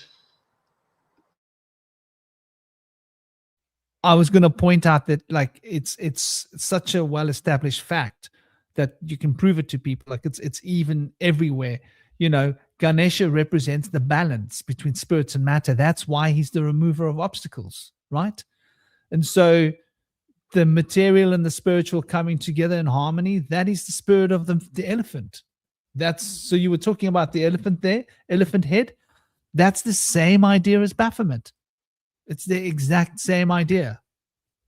Yeah, so with the Baphomet, the goat head, for example, goats climb to the top of mountains, and no matter how many times they fall down, they get back up and they keep going. So that's why the goat's demonized a lot, because they don't want us climbing to the top of the mountain. And the mountain represents the mind or the psyche. They don't want us climbing or expanding. That's what climbing really represents, is expansion. And it's not expansion upwards, the mountain or the mind. the mountain is upwards, right? But expansion is about just going in and going out. So symbolically, the goat would climb to the top of the mountain. You fall down, but you keep going. That's why the goat has been demonized so heavily. You know, with as well with dragons, I always see that the head of a dragon to me looks like a goat, especially dragons that have goatees. So there's a kind of link between the dragon and the goat and climbing mountains. You know, also with this elephant too, I do have to go in a sec, but with the elephant, of course, elephants have really big ears. Like they can pick up on vibrations, right? You probably know a lot about elephants living in Africa, but I can imagine they pick up on vibrations, and because they've got big ears, they're very present. And being present is the center, the spirit and the matter, the being in the central point. And I think that's perhaps what the elephant represents, present and picking up on vibrations. I've really got to go and pee. I've been holding it for about an hour. Yeah, man, let's wrap up. I'm like, dude, how long can I hold this for? I don't know how long I've been holding it, but it feels like an hour. The problem with sitting here drinking water and talking, but you're completely right, man. There's this heavy, intense synchromysticism that's being uncovered here, and the Ganesha Baphomet is like fundamental. But like now I'm seeing, I haven't actually researched Dordge Shugden that intently, because I spent time with the people and I looked into the spirits. I saw the iconography, but I haven't actually so deeply been drawn to it, because for me, I keep it simple, right? I like to keep my practice simple. My guides come to me and they come in pure animal form, right? And ancestor form. And to me, that's enough. I'm satisfied with that. But it's really interesting when we started to dissect this particular symbol, because I've seen the other ones, which is the well-known ones, which I've looked at in the past, ones like this, which shows an almost connection with Durga on that lion, you know? And yeah, it shows a very interesting relationship with Ganesh. And there are a number of other ones that I've seen. Can I just say that looks like a curtain at the back? And the curtain representing the veil between the subconscious and conscious mind. Like, that's the backstage. It's showing backstage there, the subconscious. Exactly. Like this is the gateway into like a deeper, I'm going to hold the secrets of that you can't pass this point. I'm a protector. This is exactly what Baphomet represents, that balance. You need to be balanced between physical and spiritual before you can pass this point. If you're not balanced, I won't let you pass. You know, that's basically the idea. But it's been an absolute blast, dear brother, and an honor as always. And I love that you made these really powerful connections. There's something in that. Well done for recognizing these very fundamental connections.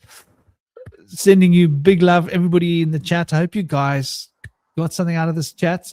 I hope I managed to give an idea of my limited knowledge of Tibetan systems, but it's all synchromysticism, right? You can see very obviously and very clearly, and the fact is that a lot of the lies that have been propagated are very obvious and trackable. The actual political lies, the other lies. So where there are those lies, you got to dig deeper. You've always got to start looking in. Thank you, everybody. Thank you, dear Shinobi. As always, love your mind, love your creativity. I hope you have a good afternoon. I'm going to enjoy my pee so much.